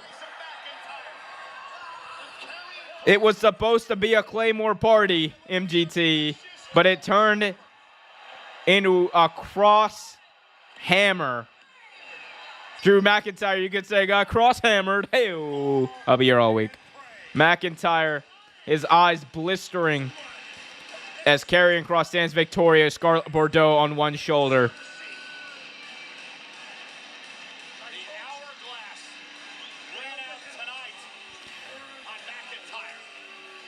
Drew McIntyre losing after an assist from Scarlett Bordeaux. And Scarlett and Karrion celebrating on the ramp. Guys, if you haven't already, hit that like button, subscribe, hit that notification bell. That was good storytelling. I'll say that. That was really good storytelling there in that strap match between Drew McIntyre and Karrion Kross. I liked it. I like that. I like that very much. Guys, if you like this stream so far, do me a favor. Hit that like button. Subscribe if you haven't already. And hit that notification bell so you get notified whenever a new video is released. We got 3 matches. We're 3 matches through. 3 more to go. And a potential Bray Wyatt sighting. As Peacock is giving me all the ads right now. Guys, put your questions in the chat. MGT in the chat says, I'm sad. I mean, you called it, but I mean, Karrion Kross had to win this. Karrion Kross really needed to get a win to establish himself. So it makes sense. At the same time, though, I really wanted Drew McIntyre to win. I'm a fan of Drew McIntyre. Do do do do do do do do. It's like a better version of Sheamus' song.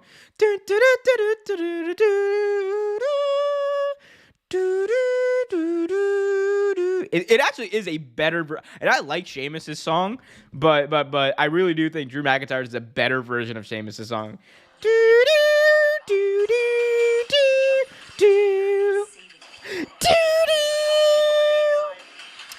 I apologize to everyone's ears for that. Hit that like button though if you like that. Subscribe, hit that notification bell.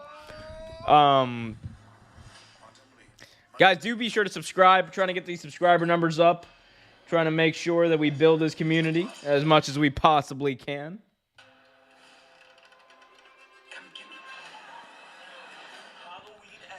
God, Halloween Ends. I am not looking forward to that. That Halloween Ends movie, man. Now scratch your face. This face. Like, how many times has Halloween ended in that for that franchise? It never ends. Every Halloween, there's a new Halloween. Like every it wasn't the last movie. The last movie was supposed to be the final one, and now they're like, Halloween Ends. Really, for real this time, maybe. Until next year. As Miz backstage. Planning my birthday celebration, and I will do whatever it takes to make sure that nothing goes wrong. No, I haven't talked to Triple H yet. He's a busy man, you know. So Miz in the back and looking over. There's Gritty. How dare you, Miz? You thought you could get away with wronging Gritty? Oh, you can't yell at Gritty. As Gritty's on the phone too. I really hope that Gritty just keeps annoying Miz. How dare... Just like the Philadelphia Flyers and Bailey. But coming up next, history will be made. For the first time ever on Raw or SmackDown, the Women's Championship defended in a ladder match. A ladder match. That's awesome. Ladder match for the Raw Women's Championship. We got the champion Bianca Belair defending against Hey Bailey. Ooh, I want to know. You get it. The Cardiff crowd did it way better than I will ever do.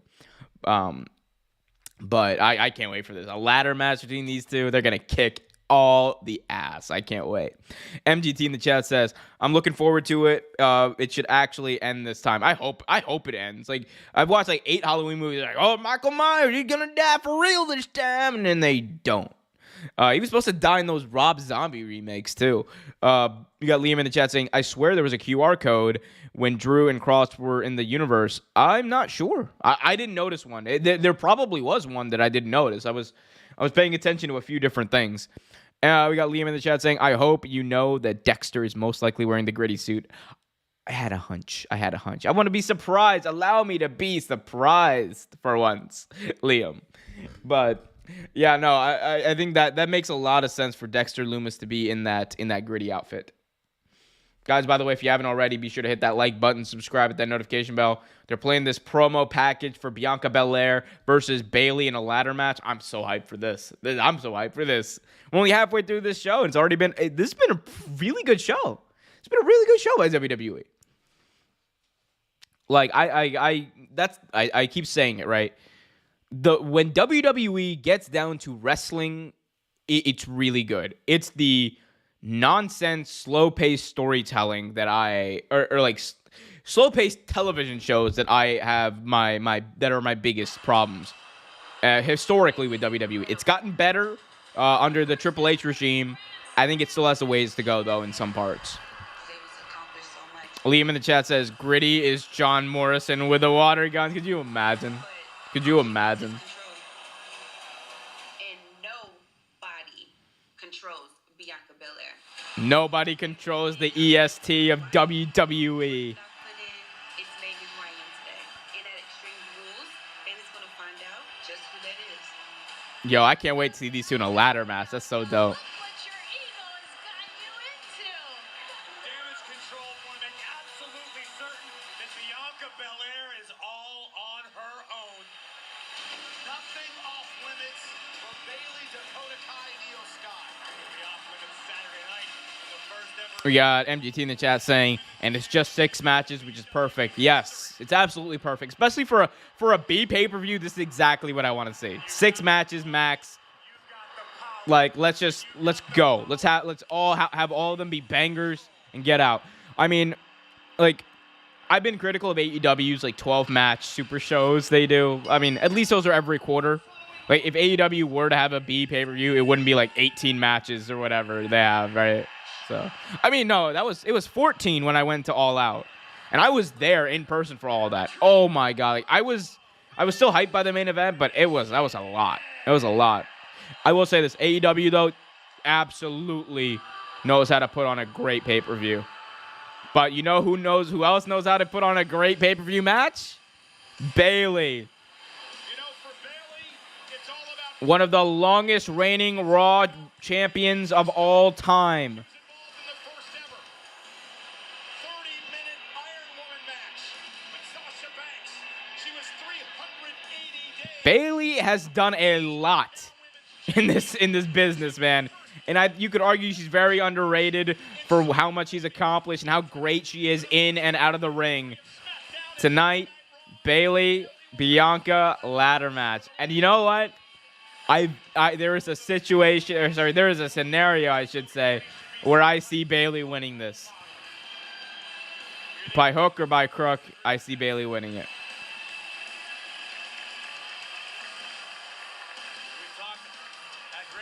We got MGT in the chat saying, actually, it's SmackDown. MGT. Oh, Nikita Lyons watching on.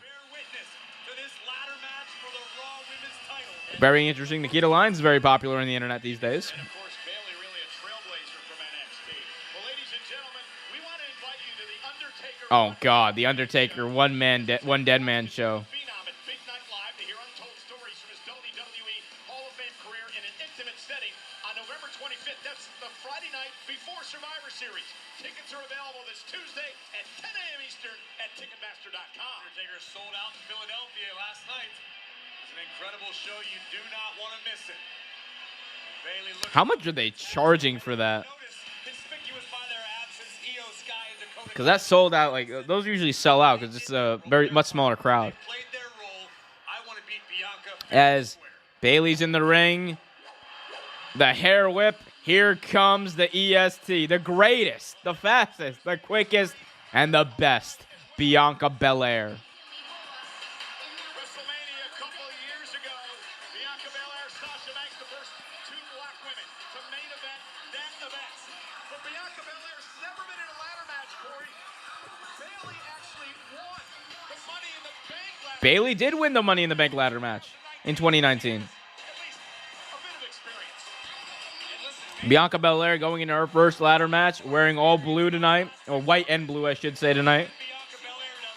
But what I have learned, Cole, over the past several years is That's interesting. I don't know if I've ever seen Bianca Belair wear like this shade of blue. confidently bet on Looks good. Bianca Belair. It's hard to look bad on Bianca. But if anybody's going to find a way to win, it'll be Bayley. Oh, no doubt about it. Bianca had better be one level above the top of her game tonight because Bayley has been waiting for this moment since returning at SummerSlam when Bayley and Damage Control initially called their shots. This is what Bayley's been waiting for. Can she take it? We find out now. The following contest is a ladder match for the Raw Women's Championship. Go, Micro. Introducing the challenger, representing Damage Control, Bayley looking to regain the Women's Championship here in WWE in this ladder match.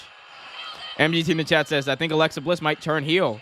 Cost Bianca the match, going back to her dark persona. I don't think it's going to happen.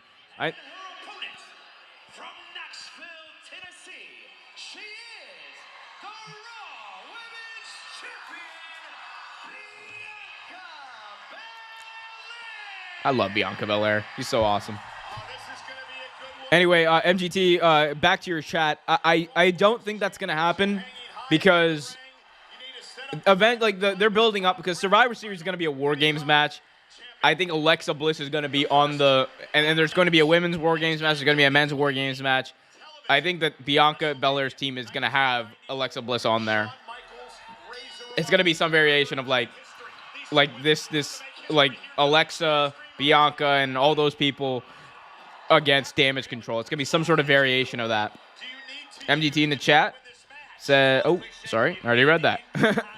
Guys, if you haven't already done so, hit that like button, subscribe, and hit that notification bell so you get notified whenever a new video, stream, or whatever the hell else we're doing here is released. Bayley, and now it's the race, and Bianca, both the dragging ladders into the ring. Here we go. Both competitors dragging ladders into the ring. Bianca's ladder is much bigger than Bayley's, though. That's a much heavier, much longer ladder than Bayley's. Bayley looking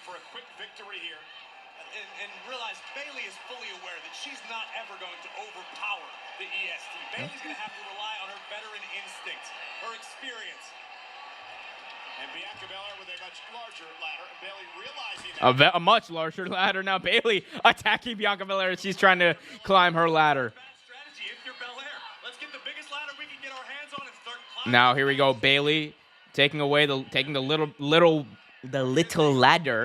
Use the ladder as a weapon, but Trying to use it as a weapon, but Bianca trying to pry it away. Tug of war between these two for this smaller ladder with a big ladder set up in the ring.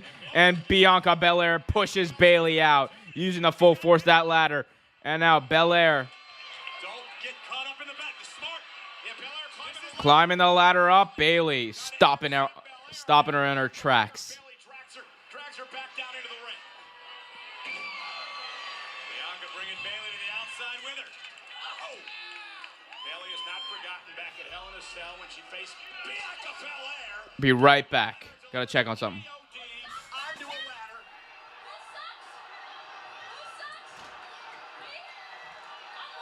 You can guarantee Bianca hasn't forgotten about Clash at the Castle when Bayley and Damage Control picked up the victory with Bayley pinning Bianca Belair's shoulders to the mat. Remember, Belair's been champion since WrestleMania, a dominant champion. Bayley very paranoid tonight, arguing with the fans here in Philadelphia. Now setting Belair up yet again, and drive! Oh, Belair landed on the ladder. Now trying to scale her way into the ring. That could backfire up over the top. Belair climbing the ladder yet again, and once again Bayley playing defense. And what I'm seeing thus far is Bianca realizes when it comes to strategy, maybe she's overmatched. Bianca realizes Bayley has been in this environment before, so Bianca's best bet is to capture the title just as quickly as she possibly can, realizing that the deeper this match goes, the more it may favor the challenger. Belair comes off the top rope again, trying to climb the ladder, and Bayley just trying to prevent her from getting up there and grabbing the championship. Whoa. Wow. And now Bayley, body first. This is definitely the strategy from Belair. Just climb the ladder as quickly as possible. Try to end this match in short order. Don't let Bayley drag you into the deep waters. Yeah, but now Belair, I believe, going to use the ladder as a weapon. For not ever being in a ladder match, Bianca looks very adept here tonight. And now Bianca, the power. Driving Bayley into the steel.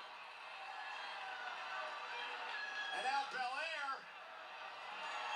Oh, goodness! The challenger sandwiched between the champion and a ladder. This is a big opportunity for Belair to capitalize.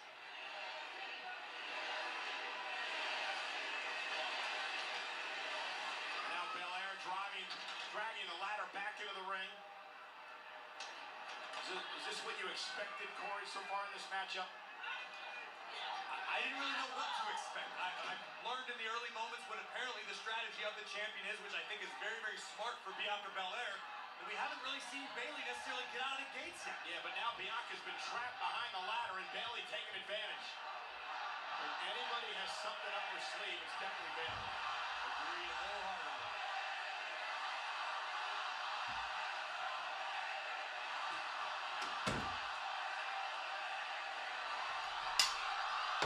Rowdy tonight in Philadelphia. Nearly 16,000 on hand, sold out for Extreme Rules. Oh, and an elbow. Stunning Bianca. And Bayley. Oh, goodness. Sunset flip. Driving Bianca into the ladder. The champion is down. Does Bayley have enough left to make the climb? Well, here's the problem. All the ladders are down, Corey. So not only Bayley first has to set the ladder up, then she has to make a climb as you listen to this. Spine-jarring impact for the champion, and now the challenger looking to set up the ladder and ascend. Bianca. Sorry about that. A bit late, but we're here. Okay, what did I miss? Trying to set the ladder up. Now she finally does, and now it's Bayley's opportunity. Bayley trying to climb to the top of the ladder and win the championship. Bayley has been a two-time SmackDown Women's Champion. Bianca Belair As you see the view from high above the ring, I think Bayley needed a little more insurance after the impact in the corner on the ladder. Okay, Bayley here attacking Bianca Belair. That ladder. MGT in the chat says, Omar, when you say someone is overlooked, what does that mean exactly? I want to be sure. So when I say someone's overlooked, usually that means that they're kind of underrated, or they're like, maybe it's like something like they're not used properly. Essentially, it means that they're talented and sometimes the office doesn't use them correctly. So I mean that's what it means. I don't know exactly what I said that you're referring to, but if you remember what I said, what I said when I was talking about that, I can probably give you more context there.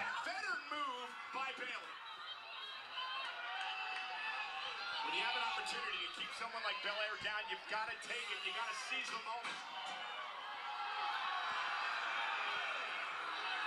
I'm sorry. I'm hungry, guys. I'm a big boy.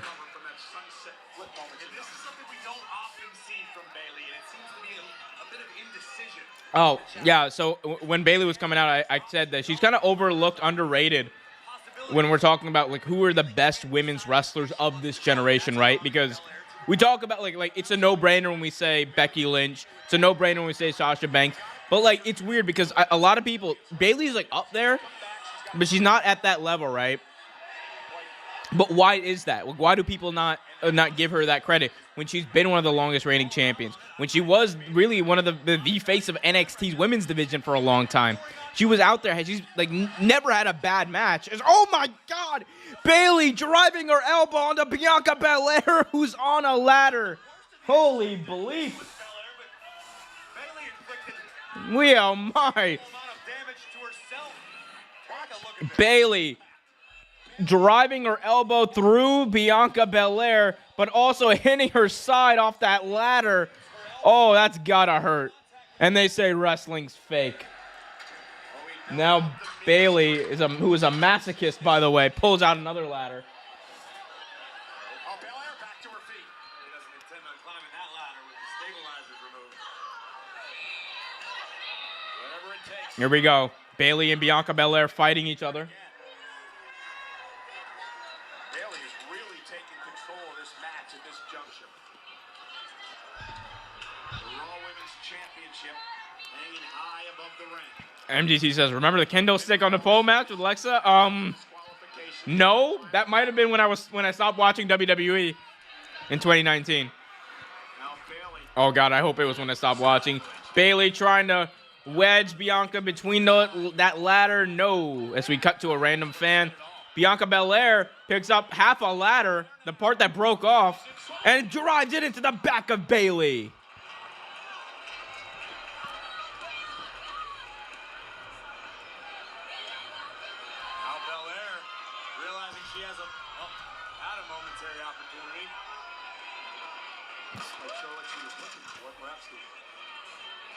Now's not the time to be picky with the ladders. Bianca's in a tremendous amount of pain. I'm surprised she even knows where she's at. 30%. Bianca favoring her left arm. Here we go. The ESC of WWE in the middle of the ring. Or even position the ladder in the first place.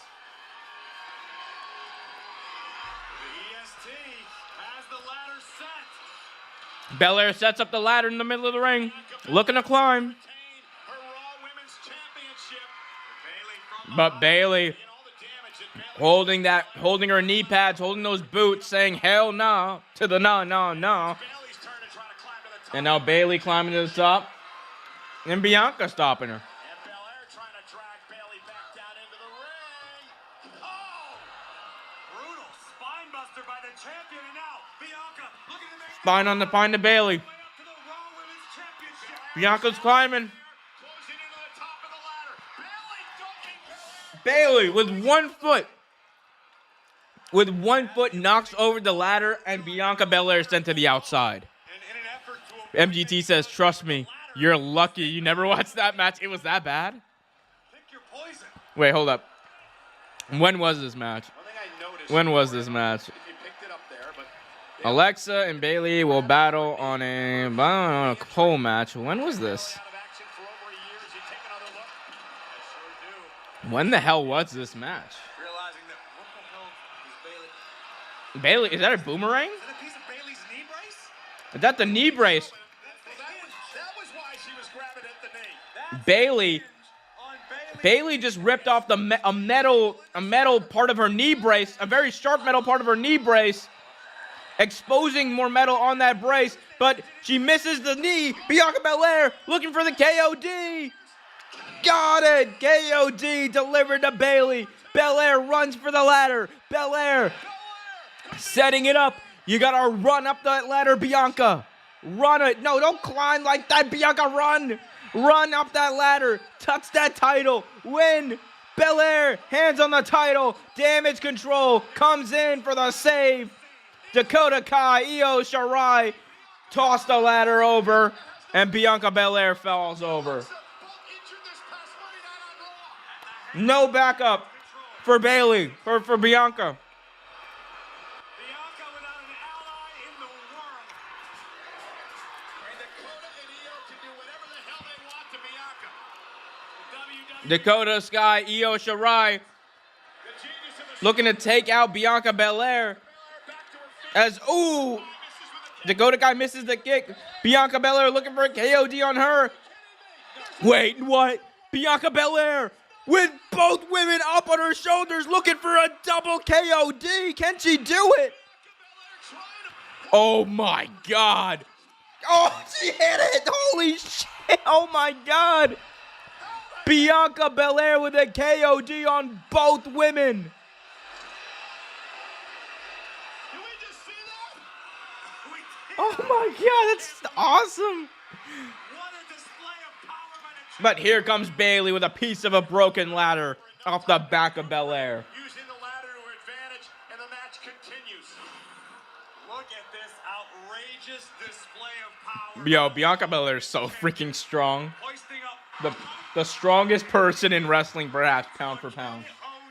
There are bodies and ladders strewn everywhere in Wells Fargo Center.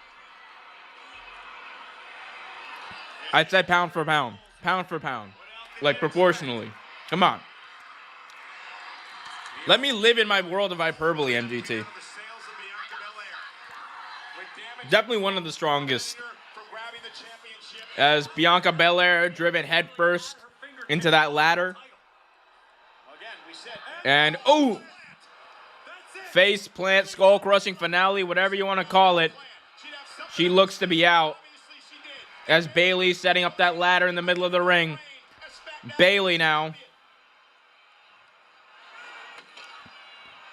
Bayley, what is she doing? She's picking up the ladder, and she's gonna wedge it over Bianca Belair. cooperating with Bayley. As the ladder kind of falls over, though, the crowd is booing. Ladder gonna trap the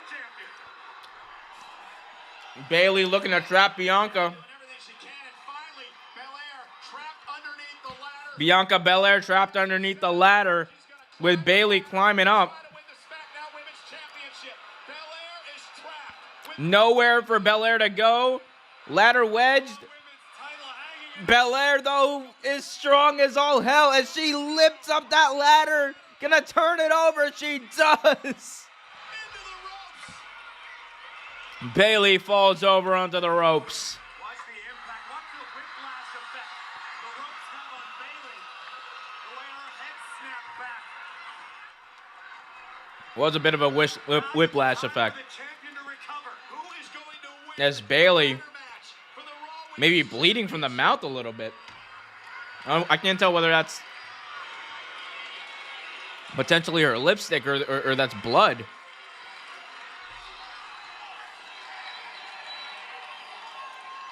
critical juncture of this match? Both women trying to come to their feet. Above the ring as Bayley and Bianca. Bayley and Bianca trying to set up the ladder. The ladder is set up.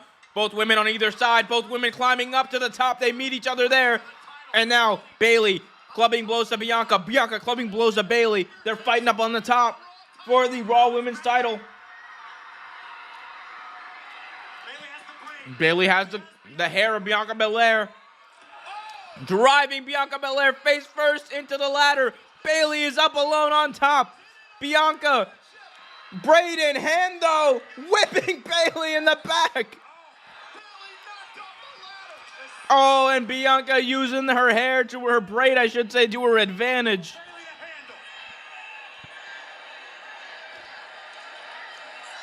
Yes, here's Bianca Belair. This might be her moment to shine. Bianca knows she needs a little insurance. Here we go. Bianca wants the KOD, but Bayley has a hold. Bayley has a hold of the ladder, but Bianca has her up for the KOD. Bayley with a ladder, holding a ladder on her chest. Belair looking for a KOD. Oh, KOD! On with the ladder. Bayley face first onto a ladder. Belair climbing. Belair at the top. Belair retains her championship. What a match. What a finish. That match slapped.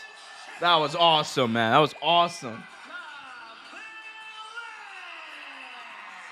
I still can't believe we saw that. Both women, the odds simply could not have been stacked any higher against Bianca Belair. Bianca Belair just delivered a double KOD to both Io Sky and Dakota Kai. And on top of that, delivered a KOD to Bayley, who was holding a ladder in her hands, and hit it. Bayley goes head first off. Oh my God, that ladder! Oh, that's so crazy. MGT says Bianca Belair retains. I was wrong, but I don't care. We got Liam in the chat saying, just clapping. What a match that was, guys. First ever women's ladder match on the main roster. What a match that was, man. That's crazy. First ever women's ladder match outside the Money in the Bank. I want to be clear. I believe. I believe. That's what Michael Cole said. Don't quote me on that. But that match was awesome, guys. If you haven't already, do me a favor. Hit that like button, subscribe, and hit that notification bell so you get notified whenever a new video is released. You got podcasts, breaking news updates, and wonderful streams like this on the channel, so be sure to do all of that. Liam in the chat says it's going to make Bayley look weak as the leader of the group with no title. I don't know how long that's going to last, though. I think eventually Bayley will win this title. I thought tonight would have been a good night, but I think by the time they get to that war game, hold up, do I still have it? Please tell me I still have it. By the time... I really hope I still have that sound effect. Well, we're about to find out. By the time they get to Survivor Series... War Games! Oh, I love that. By the time we get to Survivor Series... War Games! It's going to be a different story. I do think Bayley will be the champion. I like that. I like that sound effect. I really like that sound effect. It was William Regal. What is Survivor Series going to be? It's going to be... War Games! That's so cool. Big shout out to William Regal. Oh my God. For that Survivor Series stream, by the way, I'm going to spam the hell out of that sound effect. War Games! Like, it's going to be every other minute. It's just going to be like, oh my God, here we are, Survivor Series. War Games! And now tonight in a War Games match. It's just going to be me spamming that. It's going to be awesome. We got Liam in the chat saying season premiere of Raw on Monday. Rematch? I don't know. Maybe. Did they announce that on Twitter? Usually these things are now announced on Twitter, which is why I'm late getting to them. But so we didn't see Bray Wyatt, or the White Bunny, as I like to call him. We did not see the White Bunny make his return here so far. Plenty of match to go. Plenty of time left here tonight. But I will say this. My riddle theory might be on point. My riddle theory might be on point here. We got Kevin Owens actually tweeting right now saying, quote, "That was great." talking about that women's ladder match, and it was freaking awesome. That was a great match. And Bianca Belair, that's just amazing. That was amazing. That it's actually. I think tonight what I just saw in that match, and I might realize this after a second watch, they kind of innovated the use of that ladder. They really did innovate the use of that ladder, because I don't think I've seen the ladder being used in that way. The ladder literally splitting in half, and then half the ladder being used as a weapon. That it's such a cool concept, and I haven't seen a match like that, or I don't remember at least seeing a match where that's been the case. And Bianca hitting a KOD with Bayley holding on to that piece of ladder. This is awesome. So they had a great ladder match, and on top of that, they found a new and innovative way to use the ladder. So hats off to them. What a freaking awesome match. 4 weeks from tonight, Riyadh, Saudi Arabia, the match I'm not going to watch. absolutely massive. That was a lot of fun, though. Premiere week in WWE. Last night, the premiere of Friday Night SmackDown. Monday You got MGT in the chat saying no. It doesn't seem like that, but tomorrow's going to be D-Generation X. It's Triple H, HBK, Road Doggy Dog, and X-Pac. Oh, man. QAnon Road Dogg. Whoops. Oh, well. Whoops. I call it like I see it. And then tomorrow night on the season premiere of Raw, it's Johnny Gargano versus Austin Theory from the Barclays Center. And running through the card tomorrow night, it's Seth frickin' Rollins against the United States champion, Bobby Lashley. I think Seth Rollins is going to win that match. I really do think Seth Rollins is going to win that match. after the fight pit tonight. Yeah, Raw's in Brooklyn Monday, but tonight we're in Philadelphia. They're in Philly, baby. City of Extreme, the city of brotherly love, the home of the Flyers and the Sixers. This is Wells Fargo Center across the street from the lake. The old Wachovia Center. The old Wachovia Center. Home of Royal Rumble 2004, one of the best Royal Rumbles ever. A great show, and Extreme Rules has been unbelievable as well. It has been an awesome show. 4 straight bangers. And coming up next, it is an I Quit match. Edge versus Finn Balor. There is a chance that we could see the white bunny show up here. There is a chance we could see the white bunny show up here. 37 years old, I was told that I had to retire, forced to retire. I had no choice. Until I decided to make it a choice. You gotta be kidding me. It's been 9 long It was 9 long years before we saw Ez. Guys, by the way, if you haven't already, do me a favor. Hit that like button, subscribe, and hit that notification bell so you get notified whenever a new video or stream is released. We have a lot of fun here, and you guys can join in the fun. I want y'all to. Knock them down, and it's harder and harder to get the pieces back together to come back. As we replay the history between Edge and the Judgment Day. And the Judgment Day turned its back on Edge. We got MGT in the chat saying, I got Finn Balor winning here. Finn Balor better win here. The dude needs a win. The Judgment Day looks like a bunch of losers right now.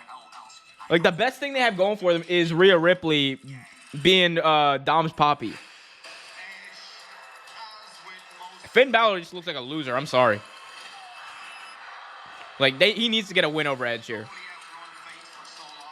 And he needs to get a win, it doesn't need to be completely clean, but it needs to be he beat him type of thing. You know what I'm saying? He hits his finishing move, or, I guess it's an I Quit match, so you can't, it's going to be some sort of shenanigans, yeah, but it's gotta, come on. You gotta give Finn Balor the win here. He's gotta have a win. You think you know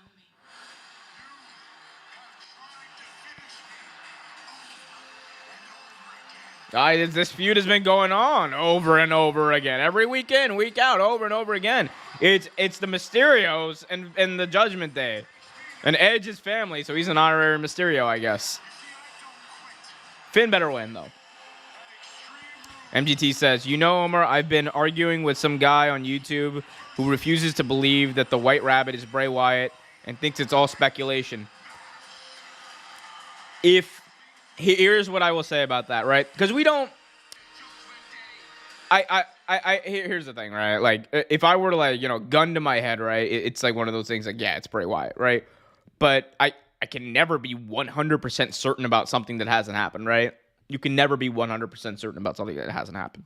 So in that respect, sure, there's a chance it's not Bray Wyatt, but if it from the beginning the plan was for this not to be Bray Wyatt, this has been dumb on WWE's part. It's been absolutely dumb. It's been arguably promotional malpractice.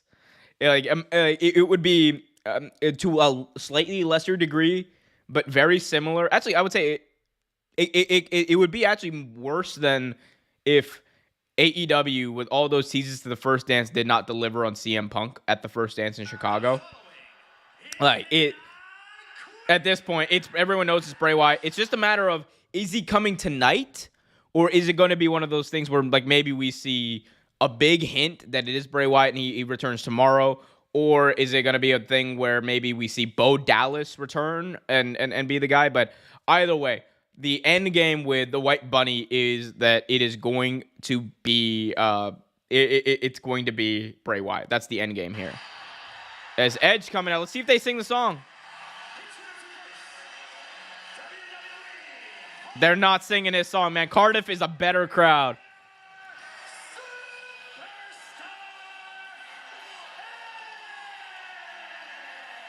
Why aren't they singing this? Philly, come on, sing this. Yo, American crowds are so mid. Come on.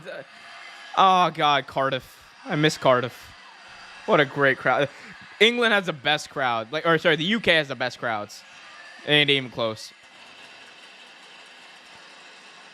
We got MGT saying Judgment Day have not lost the Masters Clash to Castle. But, like, overall, since they've been together, they've been doing a lot of losing. And Finn Balor's looked like a bit of a loser. Like, they're trying to, I get they're trying to heat him up, but, like, come on, man. He's got to get a big win on a pay-per-view. That's what I'm trying to say. He's got to get a big win on a pay-per-view. Because right now, the perception is he's a loser. Liam in the chat says, if it isn't Bray Wyatt, I feel bad for who's coming out because they're going to get so many boots. They're going to, like, be destroyed. Destroyed. MGT says, if it's not Bray Wyatt, what the hell are they doing? It's Bray Wyatt. I trust Triple H enough as a booker for this to be Bray Wyatt. If it was Vince McMahon, all bets are still off because you never know. But with Triple H, I have a lot more confidence that it's definitely going to be that. MGT says the UK crowds are better than the American crowds. It ain't even close, too. Like, it's not even close. UK crowds are, like, so much better. Everything comes crashing down for Edge tonight. Edge in the ring. Incoming Judgment Day. An I Quit match here between members of the group that Edge started and the founder himself, the Rated R superstar, Adam Copeland.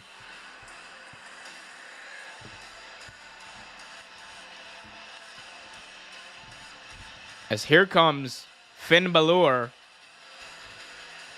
with a mask over his head.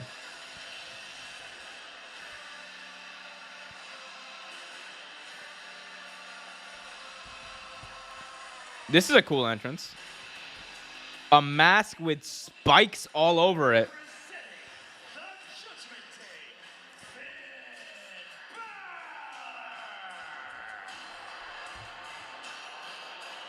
Balor claims that he has never quit.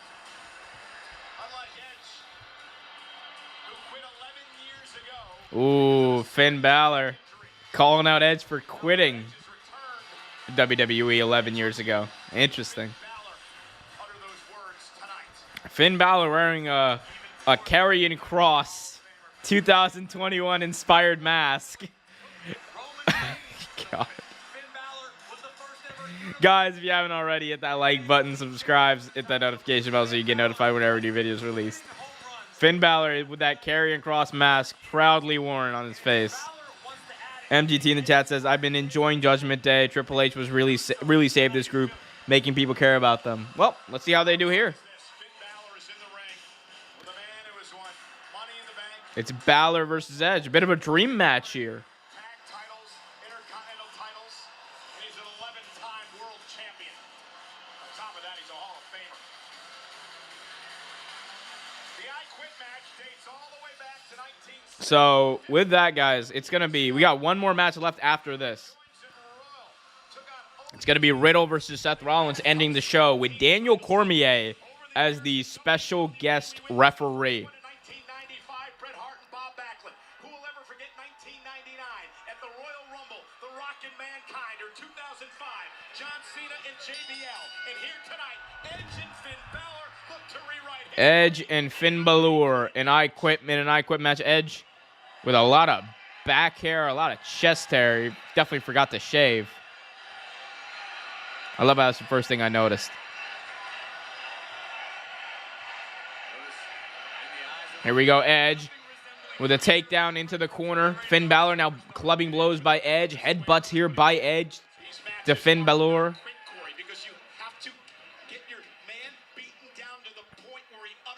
Here we go. Edge, Irish whip to Finn Balor off the ropes. Big shot to Finn Balor, takes him down. Finn Balor running around. Edge off the ropes. Swinging neck breaker by the Rated R Superstar to Finn Balor. Finn Balor down, and now Edge delivers a big shot to the face. A punch, another, and now he's mounted Finn Balor. Balor trying to escape, he does, into the corner, but Edge is right after him. Edge, elbow shot to the face of Finn Balor. And now Edge digging his elbow into the eyes of Balor, holding him in the corner. An I Quit match, no disqualifications. The ref has the mic in his hand. One of these competitors has to say, I quit, for this match to end. No pinfalls, submissions, countouts, or disqualifications.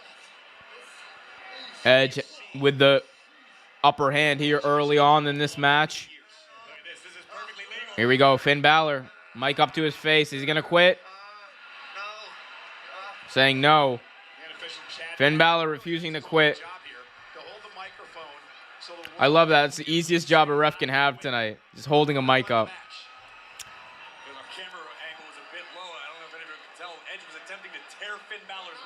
We got MDT saying, first time ever. Can you believe it? Yeah, it's crazy. But it really is like a dream match. MDT says, I figured the Fight Pit match is going to be the main event just because of the structure. Yeah, it makes sense. It's either one of those things where you have it on first or you have it on last.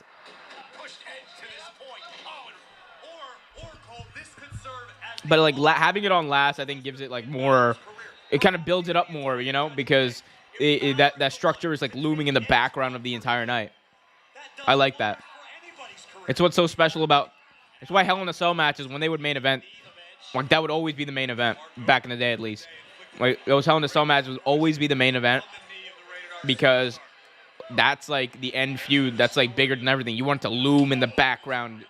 With everything, and now it's just like, oh, we got a Hell in a Cell pay-per-view with 3 Hell in a Cell matches. Let's fight on Sunday night tomorrow. Guys, hit that like button, subscribe, hit that notification bell. As Finn Balor now delivering some punishment to the Rated R Superstar Edge. Balor with a chop to Edge. Edge in the corner. Balor twists Edge's Edge's foot through the ropes now. Wedging it. Edge with a headbutt to the back of Finn Balor's head. Brings him down. Edge has a second to regroup. Edge chasing after Balor, but Balor with a takedown, and now he's working on that left leg of Edge, as he's done all night. MGT says the only way Edge is saying I quit is for his wife, Beth Phoenix. She needs to be involved. I don't know if that'll happen.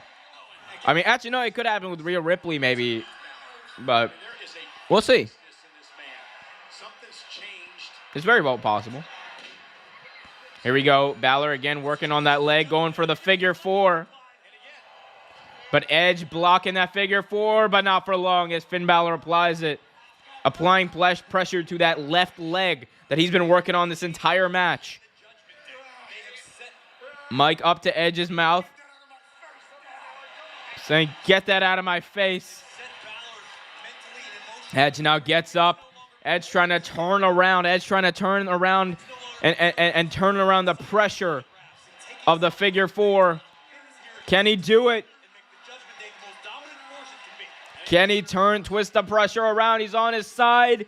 Can he get all the way around? He does. And the pressure is on Finn Balor.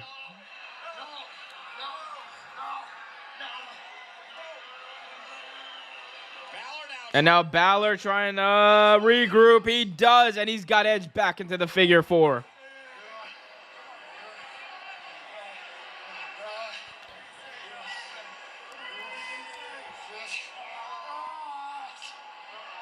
Edge in seething pain right now.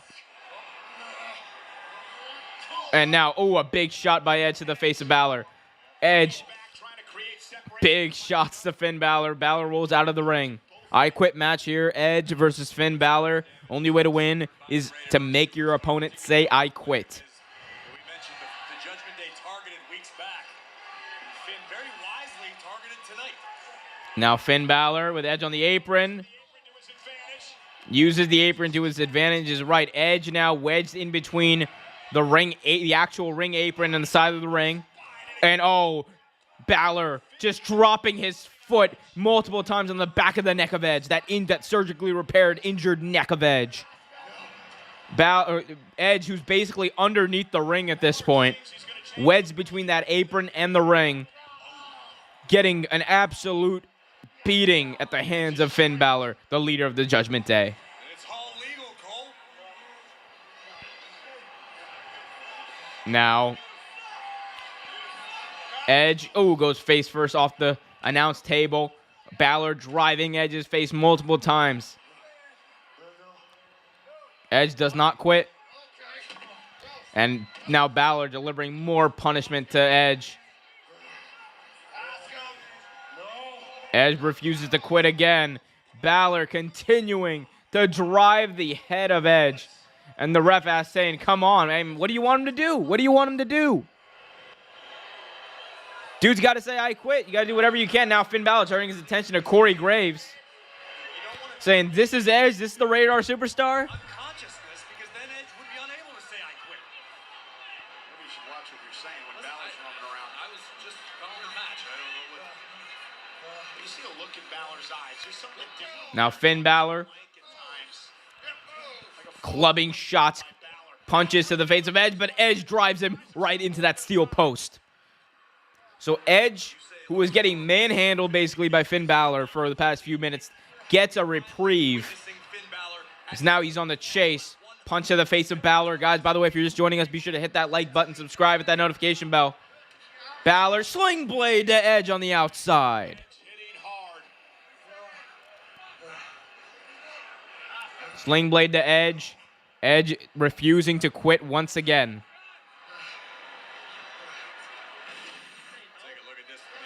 Balor asking if Edge actually said no, and indeed he did. Indeed he did say no. Is this what you expected so far? I expect next level brutality from both. Here we go. Edge drives Finn Balor through the barricade. That's what I was expecting. Finn Balor got speared by Edge through that barricade. No. Out of nowhere. Watch the impact. It was a spear. It was like a takedown. Basically, he spine bustered him through the barricade near the timekeeper's area.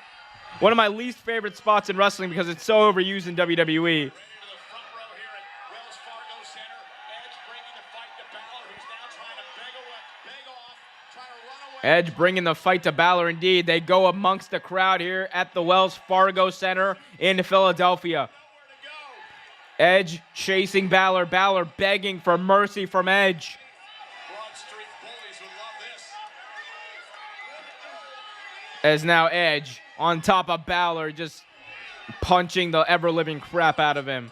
MGT in the chat says, imagine if they do Edge like The Rock did Mick Foley.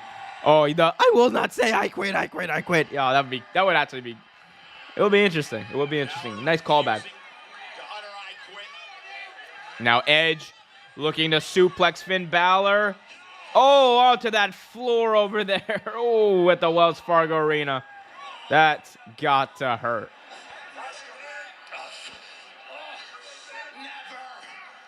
Balor refusing to quit. And now Edge. What's Edge? Where's Edge going? Edge is going to get something, it would seem, as Finn Balor trying to recover in this moment of reprieve for him. Where did Edge go? All right, Edge is coming back, and he's got a hockey stick. Where the hell did Edge get a hockey stick? Oh, I guess it's the Flyers are playing. They do play there, so I guess that makes sense. So Edge with a hockey stick, apparently from the Flyers gift shop that's still set up. We're not even in hockey season yet.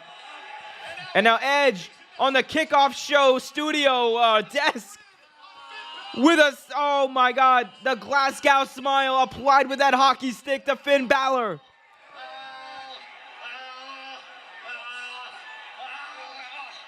Nowhere to go, nowhere to run, nowhere to hide on some Triple H stuff in 2002. But Finn Balor able to slip and slide away from Edge. And there's the viciousness of Edge we've talked about. The Rated R superstars come back to play here tonight. Flyers haven't shown that much life since the days of Donald Bashir. Oh my God. And Balor trying to scramble away. Edge is in pursuit. Edge in pursuit of Balor. They're still in the crowd. They're going up to the upper decks, it would seem. Balor still refusing to quit. What is it going to take to get one of these men to utter I quit? Edge making sure the ref's following as they're pursuing. They're climbing the stairs. They're all the way up in the Wells Fargo Center amongst the fans. This thing could end up over at Lincoln Financial Field or As Balor driving Edge. Now Balor attacking Edge. Drives him face first into that concrete. They're right there at one of the entrances. They're right there at one of the entrances to the seats or into the arena. Fans literally being held back there. As Edge refuses to quit. Balor waiting. Balor gets caught. Oh my God, Edge drives him face first into that overhang. Oh my God, Balor face first off the overhang on that entrance into the actual seating part of the arena. They're right there right now at the entrance from like where you go to get concessions to the arena. And Finn Balor just went face first off that overhang. And now Edge with a sadistic look on his face. What the hell is he thinking? Oh God. Balor being set up here. Is Edge gonna spear him? No, he's not. Oh, Edge no-nos first. Right into the railing. That's not a good sign. We got MGT in the chat saying, or maybe Beth Phoenix can do for Edge what Lana did for Rusev in his I Quit match. Maybe. I don't know. Beth Phoenix hasn't been really a part of this feud or on TV. So maybe not. Maybe not. But it would add a layer of interest. As now, Edge being choked out by Finn Balor. Edge's head wedged in between the railing. Right here, right there amongst the fans at the Lincoln Financial, or not Lincoln Financial, at the damn whatever the hell this is, the Wells Fargo Center. Edge refuses to quit. Now Finn Balor back to work.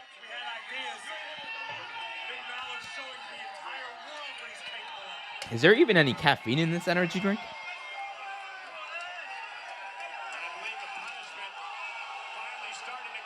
I don't think there's caffeine in this. It's one of those organic energy drinks, but there's no caffeine in there. Nah, I don't like energy drinks anyway. Probably a good sign. Was that Mike McDaniel? Was that Mike McDaniel in the crowd? Head coach of the Miami Dolphins, Mike McDaniel. Hold up. We'll get back to this match in just a second. I needed to. Was that Mike McDaniel, the head coach of the Miami Dolphins, in the crowd there? And he's wearing a Miami Dolphins jersey. He's wearing a Tua jersey. That dude looks smack like Mike McDaniel. I'm sorry. I just saw Mike McDaniel. Like, that looks smack like Mike McDaniel.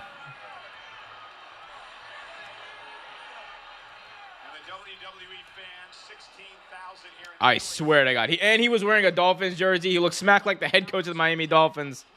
It can't be a coincidence. Mike McDaniel. There's a game tomorrow. Who do the Dolphins even play? Do you play Philly? I mean, that would make maybe some sense. No, they play the Jets. That's a long train ride, Mike. His body may give up before he does. Edge is putting himself in a truly perilous situation. Anyway, back to the match. Edge and Finn Balor back into the ring. Rebellious Edge is just gonna piss Finn off even more. And Finn unloading. Finn Balor, steel chair in hand, unloading onto the back of Edge. Both these competitors back into the ring. And Finn Balor asking Edge whether he wants to quit.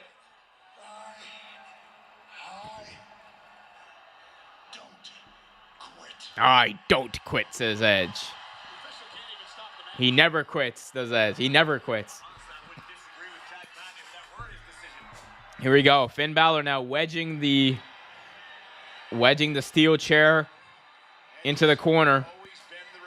Prince Devitt, Finn Balor, the Demon Prince as he was once known, leader of the Judgment Day, looking to Irish whip Edge into that steel chair. He tries to, Edge reverses it, stops him in his tracks, and now, Balor. Size Russian leg sweep by Finn Balor. And now an arm lock here applied to Finn Balor as he clutches Edge's neck as well with his legs. Edge refusing to quit. And now Balor looking for the crossface. The crossface, label lock, whatever you want to call it. It's locked in on Edge. Edge's mouth is partially covered. Can he even say I quit? Edge telling the referee to go F himself. As yay, the stream, yay, Peacock, problem number 1, technical difficulty number 1. The stream is hurt.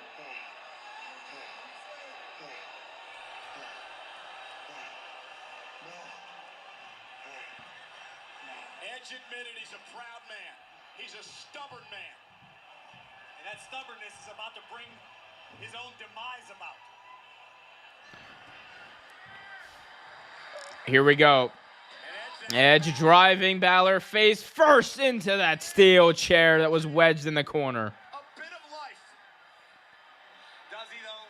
Let's be honest. That was a last instinctive gasp from the Rated R superstar. And again, this isn't like a normal match. It's not like you can. MGT in the chat says, I want to one day be able to watch a WWE pay-per-view with you, like in person, if you know what I mean. Hey, man, I you know what? Never say never. In the future, I think those opportunities will definitely be there. I do want to meet up with a bunch of fans and be able to do that and just watch wrestling. So I mean, never say never. It'll probably take some time, but I would like to do that as well. MGT, definitely. I feel like it'd be a fun ass time. MGT. Edge. Driving steel chair into the knee of Finn Balor. How much metal is Balor made of? We've learned over the years. Now Finn Balor. Ooh, is about to get a sharpshooter. Edge trying to lock in. Edge going old school on Finn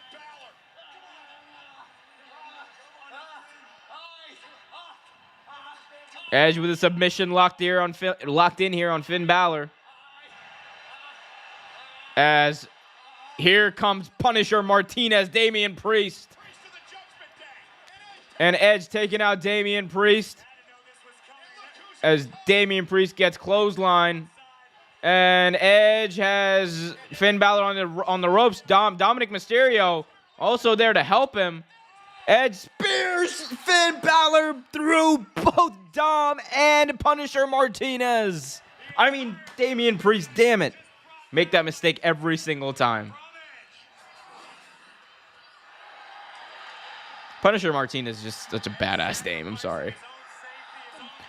Punisher Martinez equals Damian Priest. I always forget Damian Priest's name. Edge was in his prime 15 years ago. Edge just speared Finn Balor onto the outside through the ropes onto both Dominic Mysterio and Damian Priest. And now both men back in the ring. Edge with a wild look in his eye, looking to deliver the final shot here, potentially a final spear.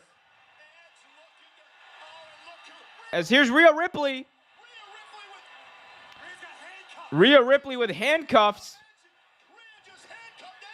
Rhea Ripley coming out of nowhere, handcuffing Edge to the rope, and she has the key.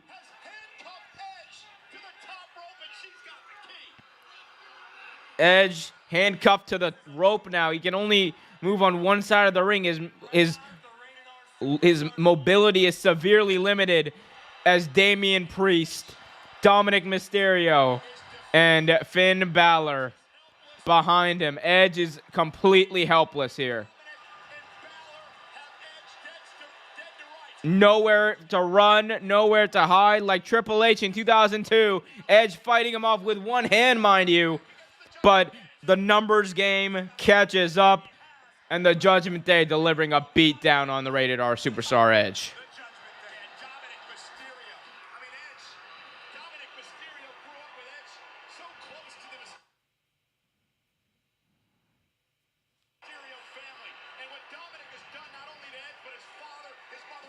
And now the beatdown continues. Finn Balor finds some kendo sticks. The kendo sticks in the ring now. Finn Balor, kendo stick in hand. He will not say, I quit, I quit, I quit. Oh, kendo stick to the back of Edge. Edge handcuffed to the rope. Nowhere to go. He's trapped here. Getting hit in the back repeatedly with that kendo stick from Finn Balor. There's nowhere for Edge to go. He's going to be forced to say, I quit.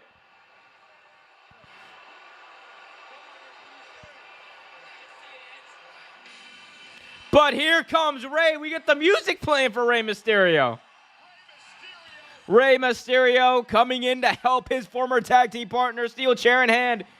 He takes out Priest. Rey off the ropes. Springboard takes out Finn Balor. And now Mysterio, reverse 619, takes out Martinez. But here comes Dom, who hits his father. Dominic Mysterio lays out his own father, Rey Mysterio. Dominic, now throws Rey Mysterio up against the barricade. And now Rey Mysterio goes face first off the steel post. Dominic Mysterio throwing away his relationship with his father, throwing away his past. And he's just delivering multiple kicks to the face of Rey Mysterio as Edge looks on. Dominic Mysterio nearly ripping the mask off of Rey. And Edge is trapped as he looks on. And now Edge taken out. Oh, God. Shot to the back by Finn Balor with that kendo stick. Mysterio is trapped. Edge is trapped. No one's here to help them. Just say I quit, Edge. Just say it. As wait a minute. Beth Phoenix! Beth Phoenix in the ring! Beth Phoenix delivering a beatdown. Kendo stick shots to Balor. Kendo stick shots to Martinez. And now Beth Phoenix eye to eye with Dominic Mysterio. But turn around, Beth. Turn around. No, no, no. Rhea Ripley versus Beth Phoenix. Oh, here we go. Rhea Ripley, Beth Phoenix looking face to face, eye to eye with Rhea Ripley grinning ear to ear. The Glamazon is here, MGT. The crowd goes wild here. Beth Phoenix, Rhea Ripley. Here they go.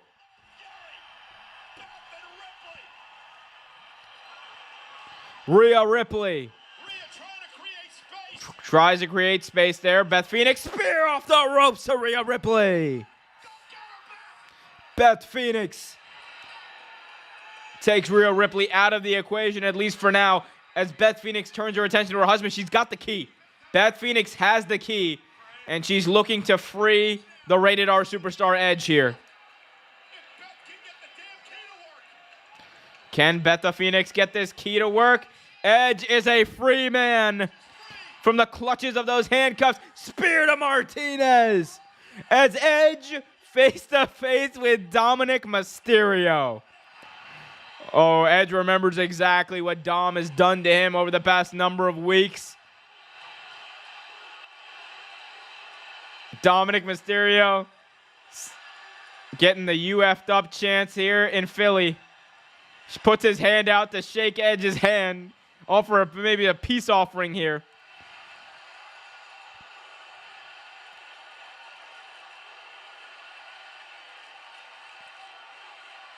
As Edge shakes his hand, but knees him, or sorry, hits him right in the no-nos. As Edge turns around into a sling blade. Finn Balor hits the sling blade here on Edge. Finn Balor looking to end things, but Balor eats a spear. Balor has to say, I quit here for Edge to win this match. Another spear to Finn Balor.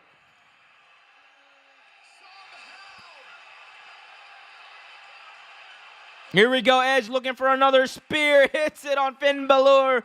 3 straight spears.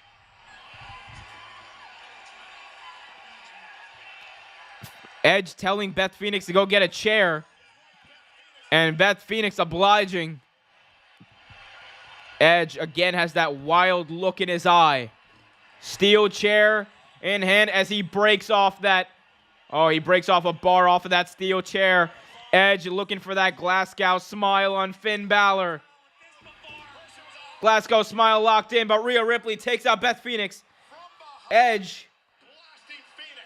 Now, Edge caught by Punisher Martinez. Eats a choke slam. And now Brass Knucks. Oh, Rhea Ripley apparently took out Beth Phoenix with the Brass Knucks. And now Finn Balor going to the top. Looking for the coup de grace. Coup de grace. I know it's Gras. The coup de grace is what I call it. Finn once again with a coup de grace. Got it a second time, and he's looking to do it one more time. A third coup de grace from the top rope to Edge.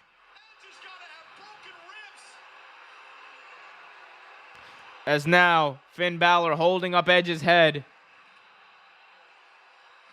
This is your last chance, Edge. Say it. You say it. Will Edge say it?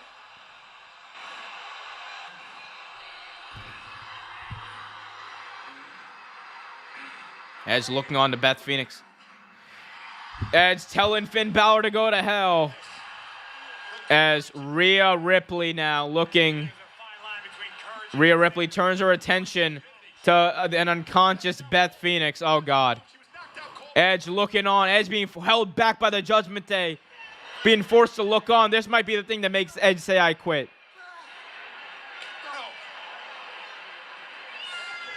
Edge looking on. Being forced to look on as, oh, God. What is Rhea Ripley thinking here? Oh. Rhea Ripley grabbing 2 steel chairs. Oh, no. Rhea Ripley setting up a concerto on an already unconscious Beth Phoenix as Edge being held back looking on.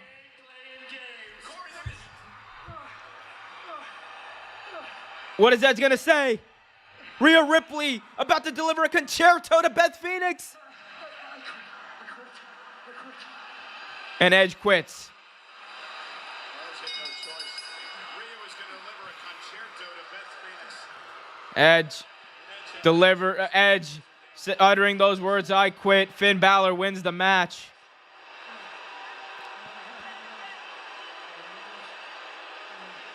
Oh, man.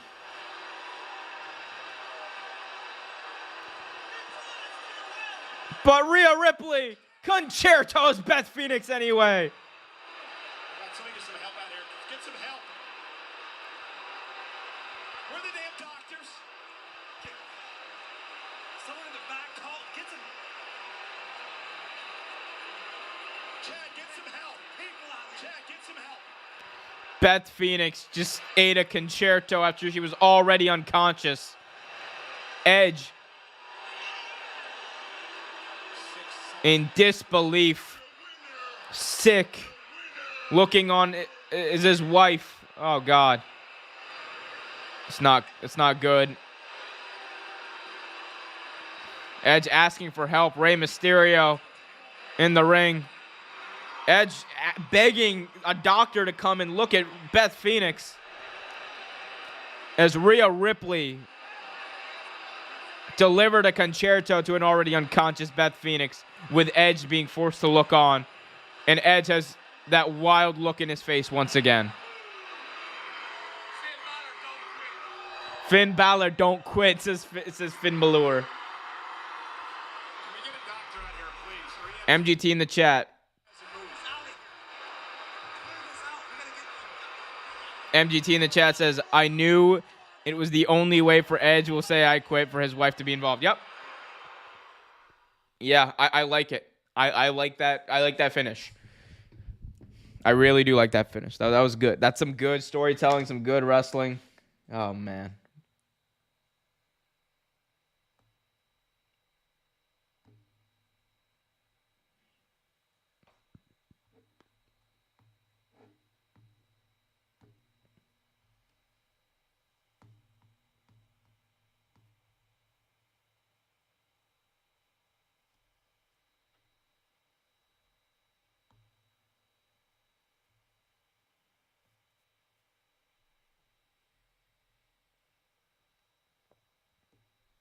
Anyway, guys, if you haven't already, hit that like button, subscribe, hit that notification bell. 5 matches down, 1 to go.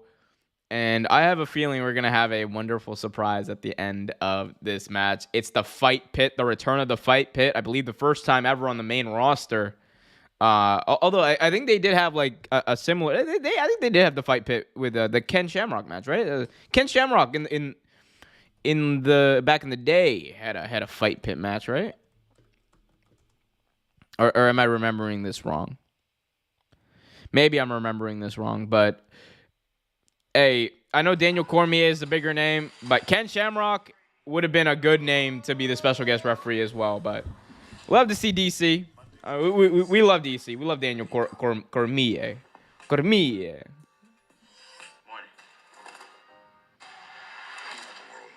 Anyway, guys, again, hit that like button if you haven't already. Subscribe, hit that notification bell. Thank you to the 500 of you who have tuned in so far. It means a lot. We got 1 more match to go. I'm hyped. I'm hyped.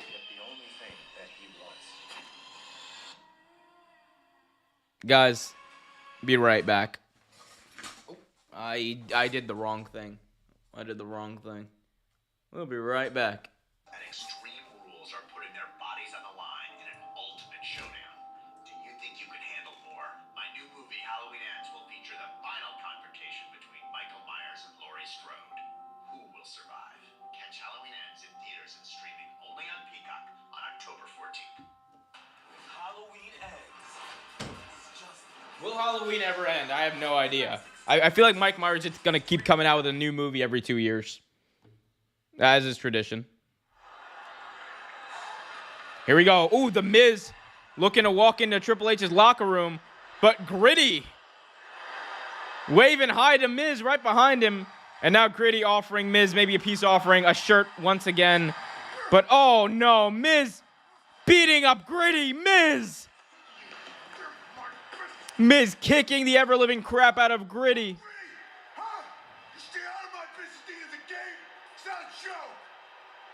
Oh my God, how dare you, Miz? Oh my God, Dexter Lumis standing right behind Miz. Oh, Miz trying to run away. Dexter Lumis grabs Miz. And now Dexter Lumis trying to choke the life out of Miz.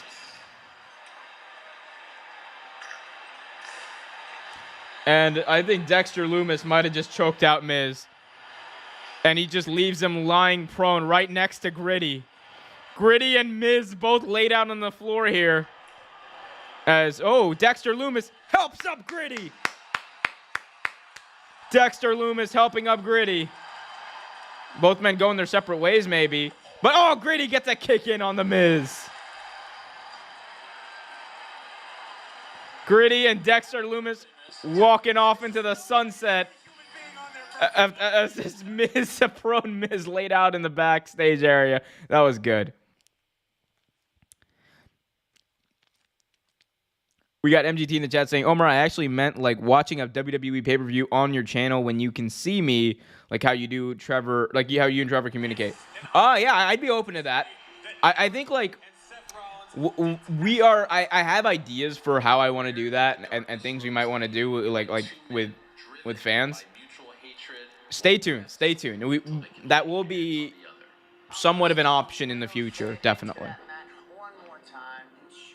Like I have a very similar idea to that. Don't worry. Well, MGT, we'll talk. We'll get that in. Don't worry. Again, one final match here tonight. Seth Rollins versus Matt Riddle. Oh, I love this interview. It's a great interview. Talk about my family, man. Let's talk about your family.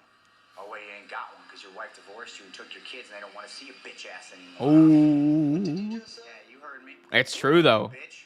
Where are you? I'm here. Come find me. Dude, you don't get. I'm not going to beat you up. I'm going to you up, bro. Where the are you?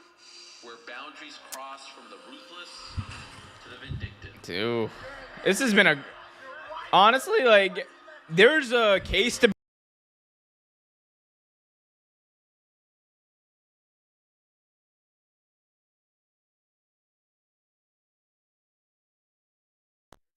be made for Seth Rollins being the best, having the best like feuds, being the best of 2022. Honestly, there's a case to be made.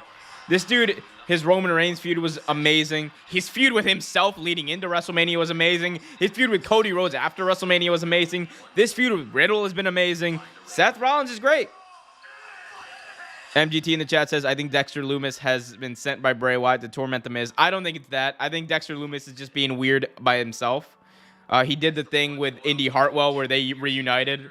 So, like, I think he's being Dexter Lumis. I think that's his own separate thing. But I don't think it's Bray Wyatt. If rumor and innuendo is to be believed, Bray Wyatt will be returning at the end of this match. So we'll see.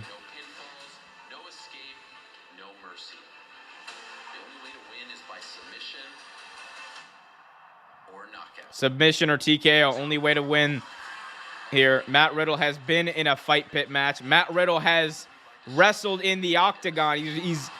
Matt Riddle would have been, had UFC been much more relaxed on their marijuana policy, Matt Riddle would be a UFC champion right now, probably.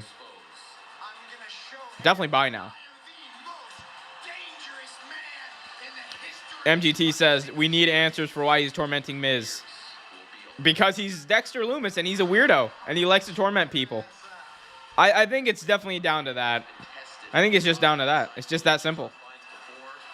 I don't think it's that deep. It's comic relief is what it's supposed to be, I believe. But I'm hyped, man. When's Bray Wyatt coming back? Daniel Cormier, the special guest referee here. He won't be counting any pinfalls. He'll only be assessing for a submission or a technical knockout. Tonight in the fight pit, one man will have their hand raised in victory, but neither will ever be the same again.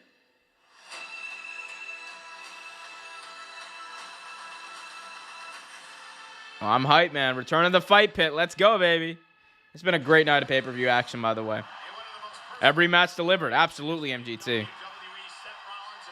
I would say even the weakest match on that card was the I Quit match, in my opinion, and that had an amazing finish. As here comes DC, Daniel Cormier, a legend in this business. UFC Hall of Famer, Daniel Cormier. You know, Corey, there may not be a bigger fan of WWE than this. There may not be a bigger fan of WWE than Daniel Cormier. Guys, if you haven't already, what are you waiting for? Do me a favor, hit that like button, subscribe, and hit that notification bell so you get notified whenever a new video is released. Yes, history with both of these men. Both of these men. Great video on YouTube. When Rollins cashed in Money in the Bank with a celebration by Dan. The following is a 5-pit match. In this match, the decision must have Here we go. Matt Riddle walking to the fight pit. or submission. Introducing first, the original bro, Matt Riddle. You know, Corey, well documented. Cormier never beat John Jones. However, Riddle did twice in high school. We had a discussion about that this week on After the Bell. That was a great interview, by the way. Riddle was a very special guest, and Riddle was very open and honest and said, hey, look, my personal life is in shambles right now, but professionally, Seth Rollins is why I wake up in the morning, why I'm looking forward to the fight pit. Matt Riddle needs this fight tonight. And tonight, DraftKings is offering a $10,000 free-to-play prediction pool during Extreme Rules. Answer questions about who you think should win each title and earn your share of the $10,000 prize pool. Download the DraftKings app now. Use code WWE when you sign up and play free for $10 grand.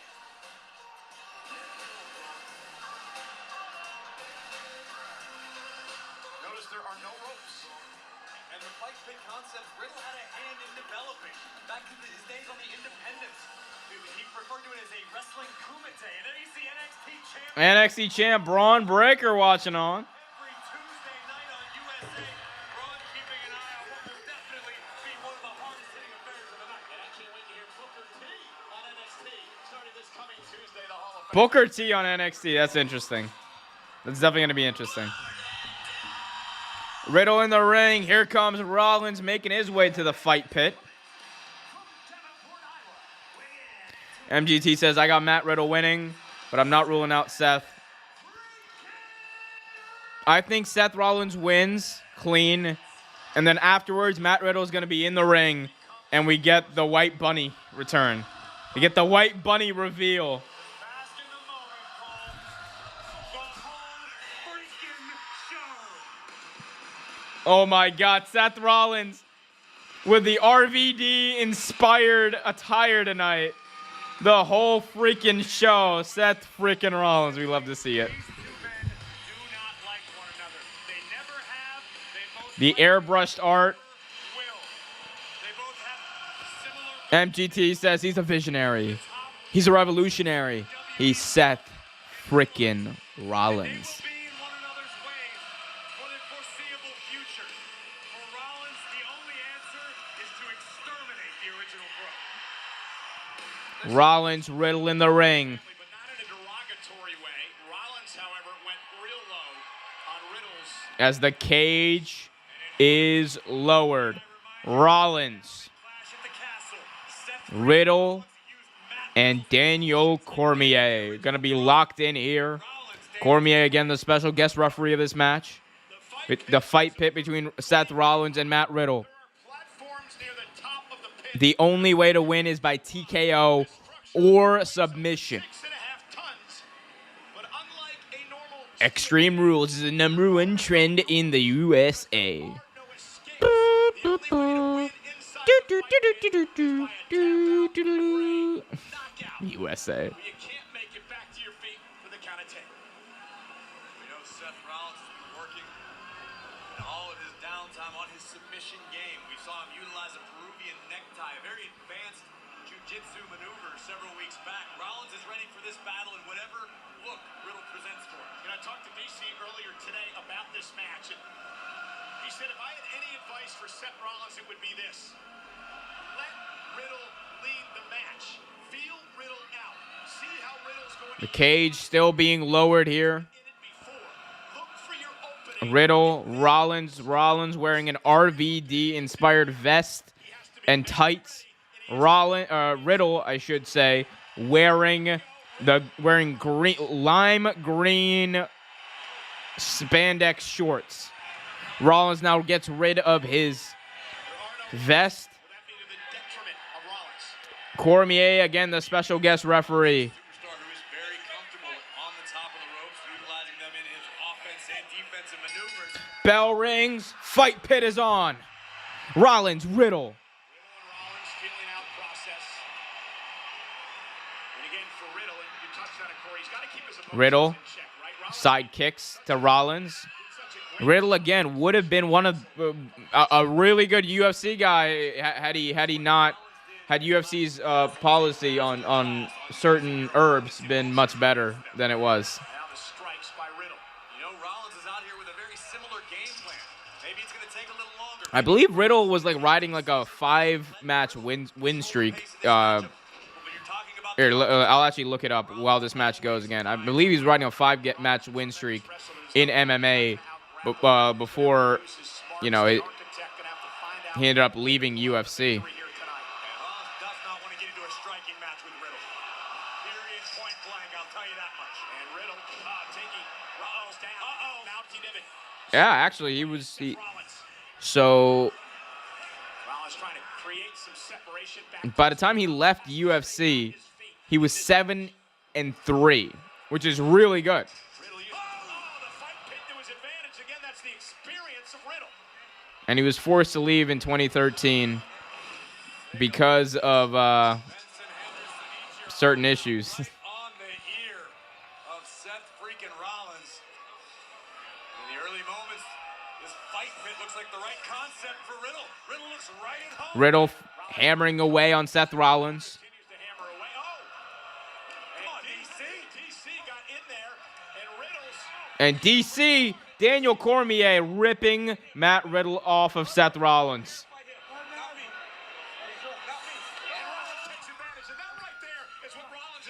And now Seth Rollins attacking a prone Matt Riddle. He struck the official. Daniel said, "I'm the law," and Rollins took advantage of that slight distraction. One of many reasons why Rollins is one of, if not the best WWE superstar in recent memory.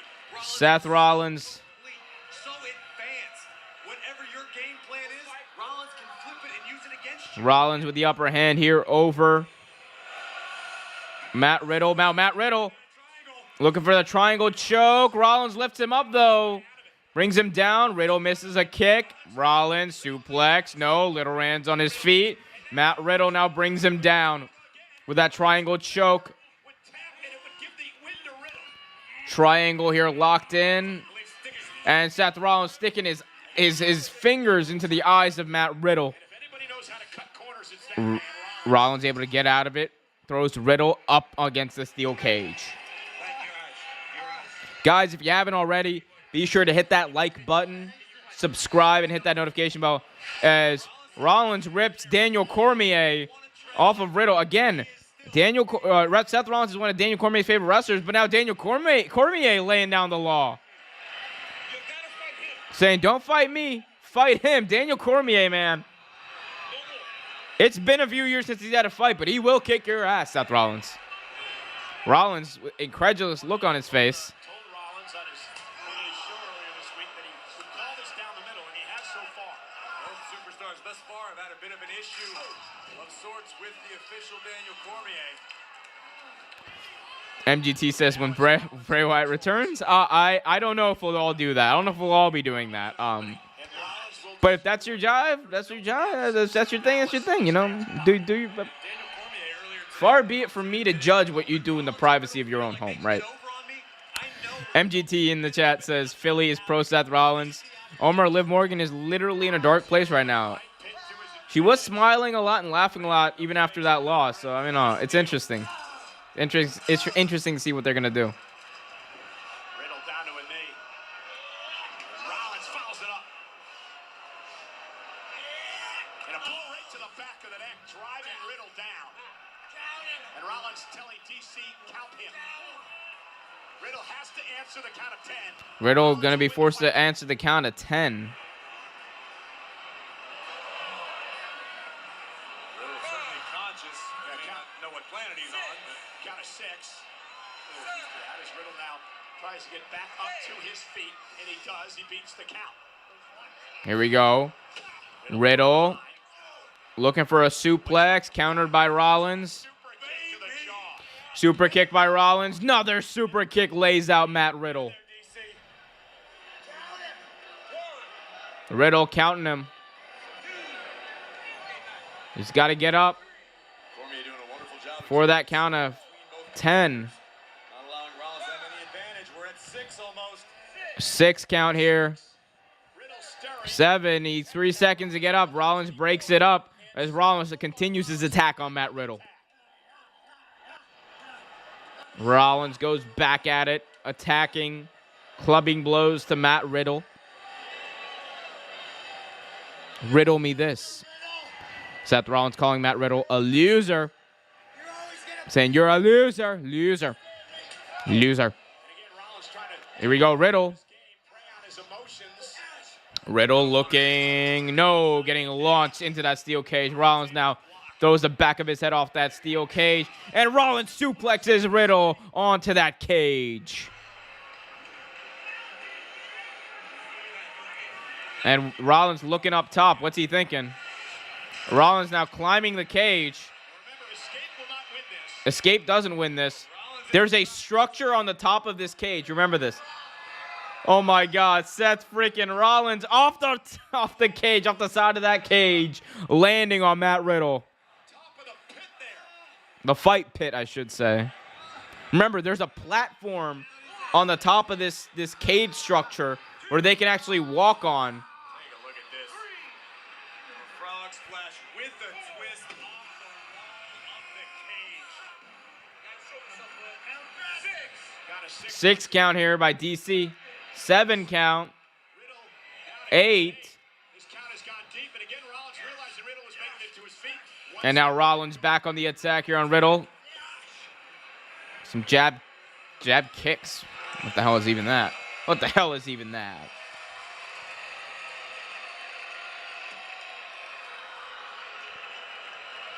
The crowd singing along with Seth Rollins.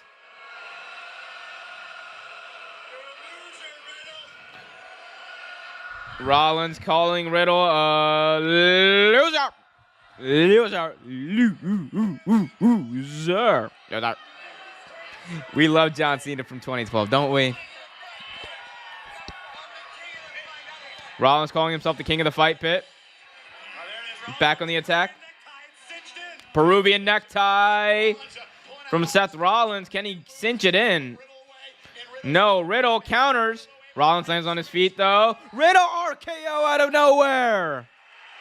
Rollins has got to tread lightly. Matt Riddle, with a tribute to his best friend Randy, delivers an RKO out of nowhere. Absolutely. Like he did here. Rollins able to land on his feet, but stepped right into an RKO from Matt Riddle. Yeah, out of nowhere, much like his mentor, Randy Orton. His mentor and friend, Michael Cole, Randy. Looking high above the fight pit. It has been quite the night. 15,944 the attendance. The special referee, Daniel Cormier, the UFC legend, at a count of 8. 8 count here. Rollins and Riddle now meet each other, and DC. Rollins and Riddle as Seth Rollins punch to Matt Riddle. Riddle chopped Seth Rollins off his chest.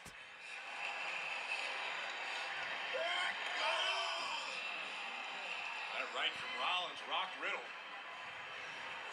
Oh, and Riddle rocking Rollins.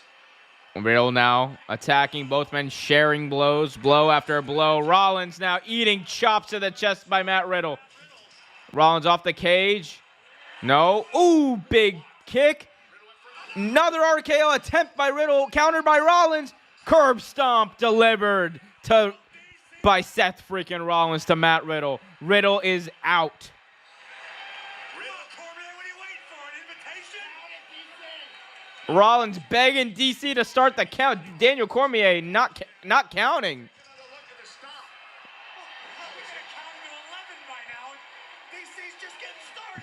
Daniel Cormier took a while there to start that count. Only a count of 4. It should be a count of at least 7 by now.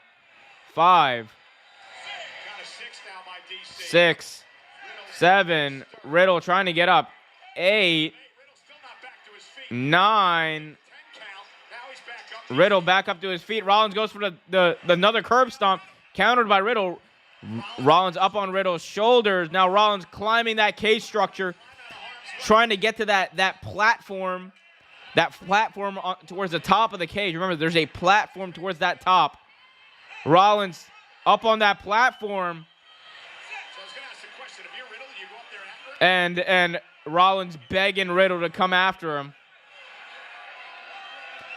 Rollins mocking Matt Riddle from the top of that platform.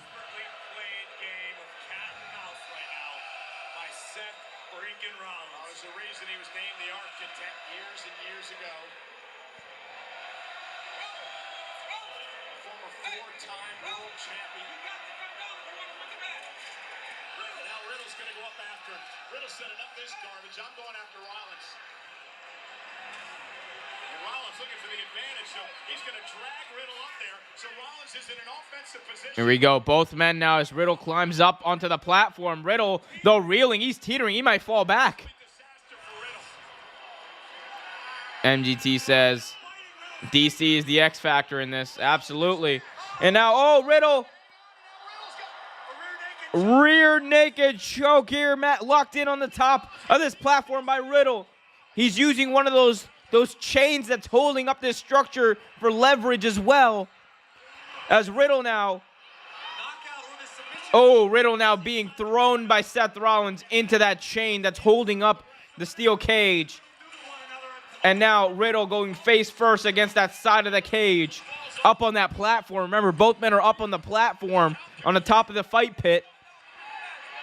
Oh, man.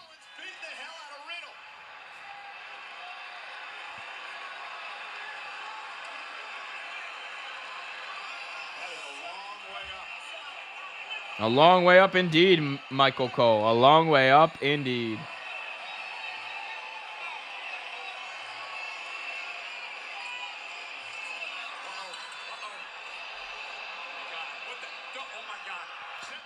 Rollins has looking for a power bomb. Oh, he power bombed Riddle onto the side of the cage up on that platform. Luckily, he wasn't off the cage.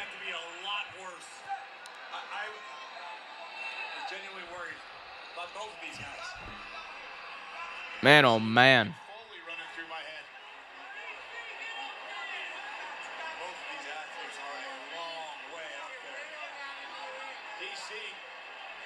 He's explaining to both these athletes that the decision has to take place. Both men on the top of this platform. DC saying you got to come back down in the ring. Knockout or submission inside the ring. There aren't too many rules to enforce. Rollins saying you want him back in the ring. Rollins looking to throw Riddle. Riddle reverses. Now Riddle runs after Rollins, but Matt. Oh, here we go. Seth Rollins looking for a pedigree on the. Oh my God.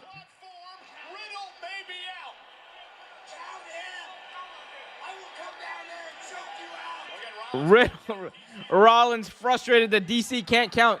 The count has to happen in the ring. So Rollins has got to get Matt Riddle back into the ring. Rollins better stop arguing and just throw Riddle in the ring. He's got this thing won. And DC explaining that rule to Seth Rollins. The longer this match goes, the more it feels like Squid Game. Like something catastrophic is going to happen to one of, if not both of them. Here we go, Seth Rollins. Preying on Riddle, looking for a curb stomp, misses. Riddle RKO up on that platform. And now Rollins reeling. Rollins might fall off. And back into the ring he goes. God above. Rollins was able to get a grip on one of the steel cross beams and minimizes the impact. DC checking on Rollins. MDT says back in the ring. Absolutely, back in the ring they go. Luckily, Rollins, maybe instinctively, Corey was able to just grab onto the pin as he fell back into the ring. Save Seth from catastrophe. 2 count here. Way up there. DC is at a count of 5 now. 5 count here by Daniel Cormier on Rollins. With Riddle looking on. Riddle, you got this match won. Why is Riddle? Oh, the frustration. After what Seth Rollins calls family, Riddle had this match won. Drops himself onto Seth Rollins. Riddle. God, okay. The acting, Riddle. Oh my God, Riddle. The acting by Riddle.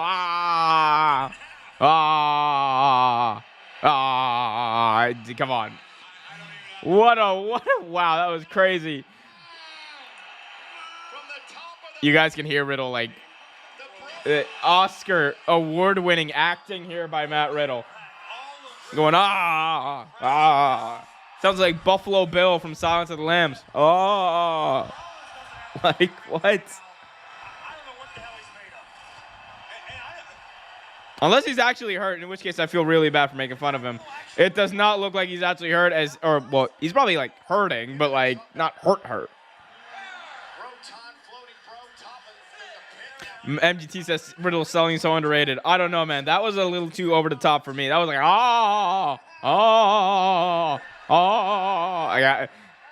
literally, he sounds like Buffalo Bill from Silence of the Lambs going, like, nah.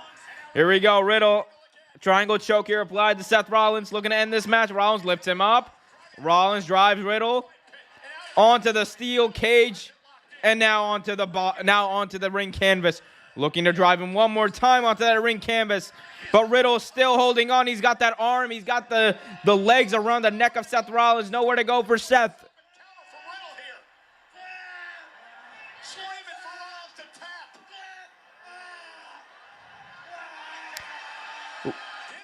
Rollins tapped. DC was right there. Seth Rollins tapped out. And Matt Riddle with the victory over Seth freaking Rollins. And there's only one thing left. Where is this bunny? After how emotional and personal this rivalry has become. Riddle winning via submission in the fight pit. Man, where is this bunny? Where is this bunny? I'm waiting for the bunny. Like, that was a cool match. It was fine. But where, oh, where are you, my bunny? My lovely little rabbit. And here we see the triangle applied. Triangle was applied the entire time. Rollins did everything in his power to get out of it. But Riddle would not let go. He would not relent. And eventually, Rollins had nowhere to go, no rope break. He had to tap out. And watch here. You'll see the tap by Rollins. DC. Rollins tapping out clearly there. Daniel Cormier, thank you for being here tonight as part of the fight pit. Riddle with the victory on what has been an unbelievable experience. Oh, we're getting the end graphic. Thanks to the 16th. What the hell? And everybody watching at home. Oh, the lights go out here at Extreme Rules. Are we still on air? Lights go out. We on the air, guys? Yes, you're on the air, Michael Cole. Are we about to see the white bunny? No. He's got the whole world in his hands.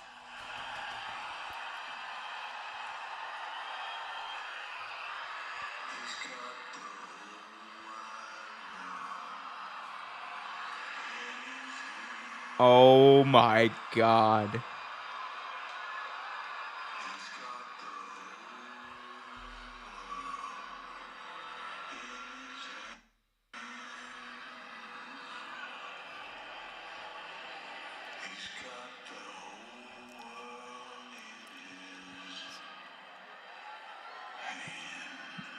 Oh my God.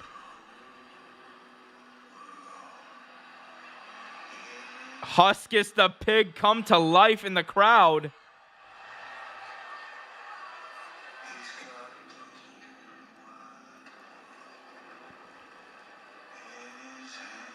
Oh my God.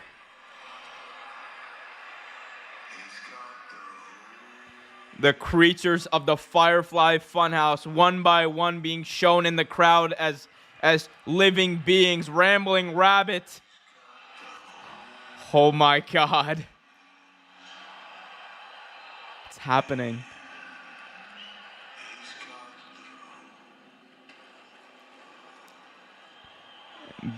There's Abigail.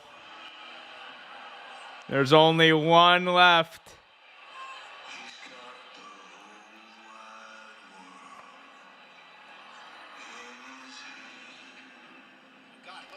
Oh my God, there's a mask on the announce table. A mask that was left on the announce table. It's a scary mask.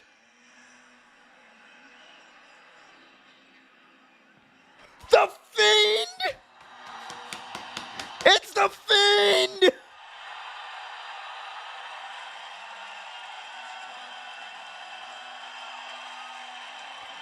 Or was that just one of the illusions? There's a door on the ramp now. A door has appeared on the rampway.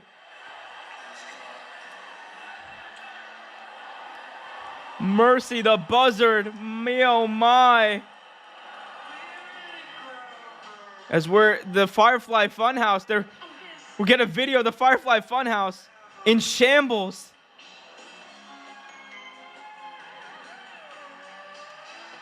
Oh my God. What is...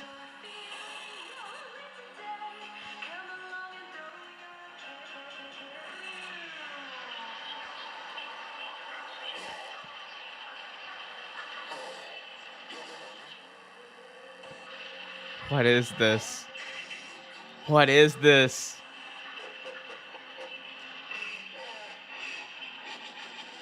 There's a mask talking on the screen and glitches. I don't know what's happening.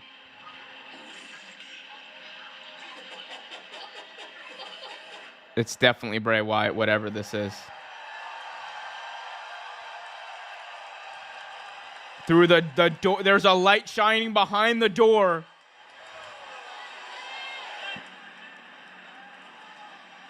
There's a light shining behind the door. Is he gonna kick it down?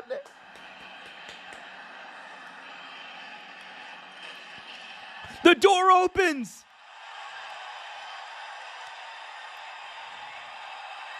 The lights go out.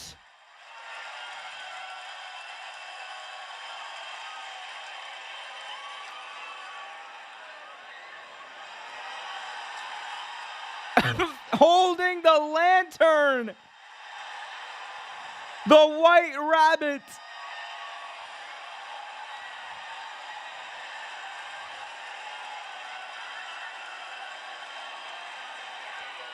A man holding the lantern with tattoos of only one person I know. A new mask. A new Bray.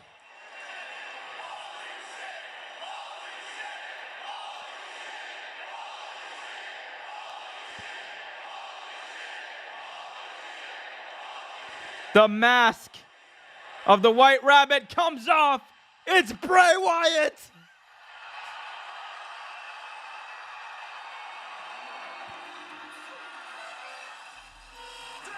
Oh my God, the White Bunny has arrived at Extreme Rules, and it is Bray Wyatt. That's absolutely nuts.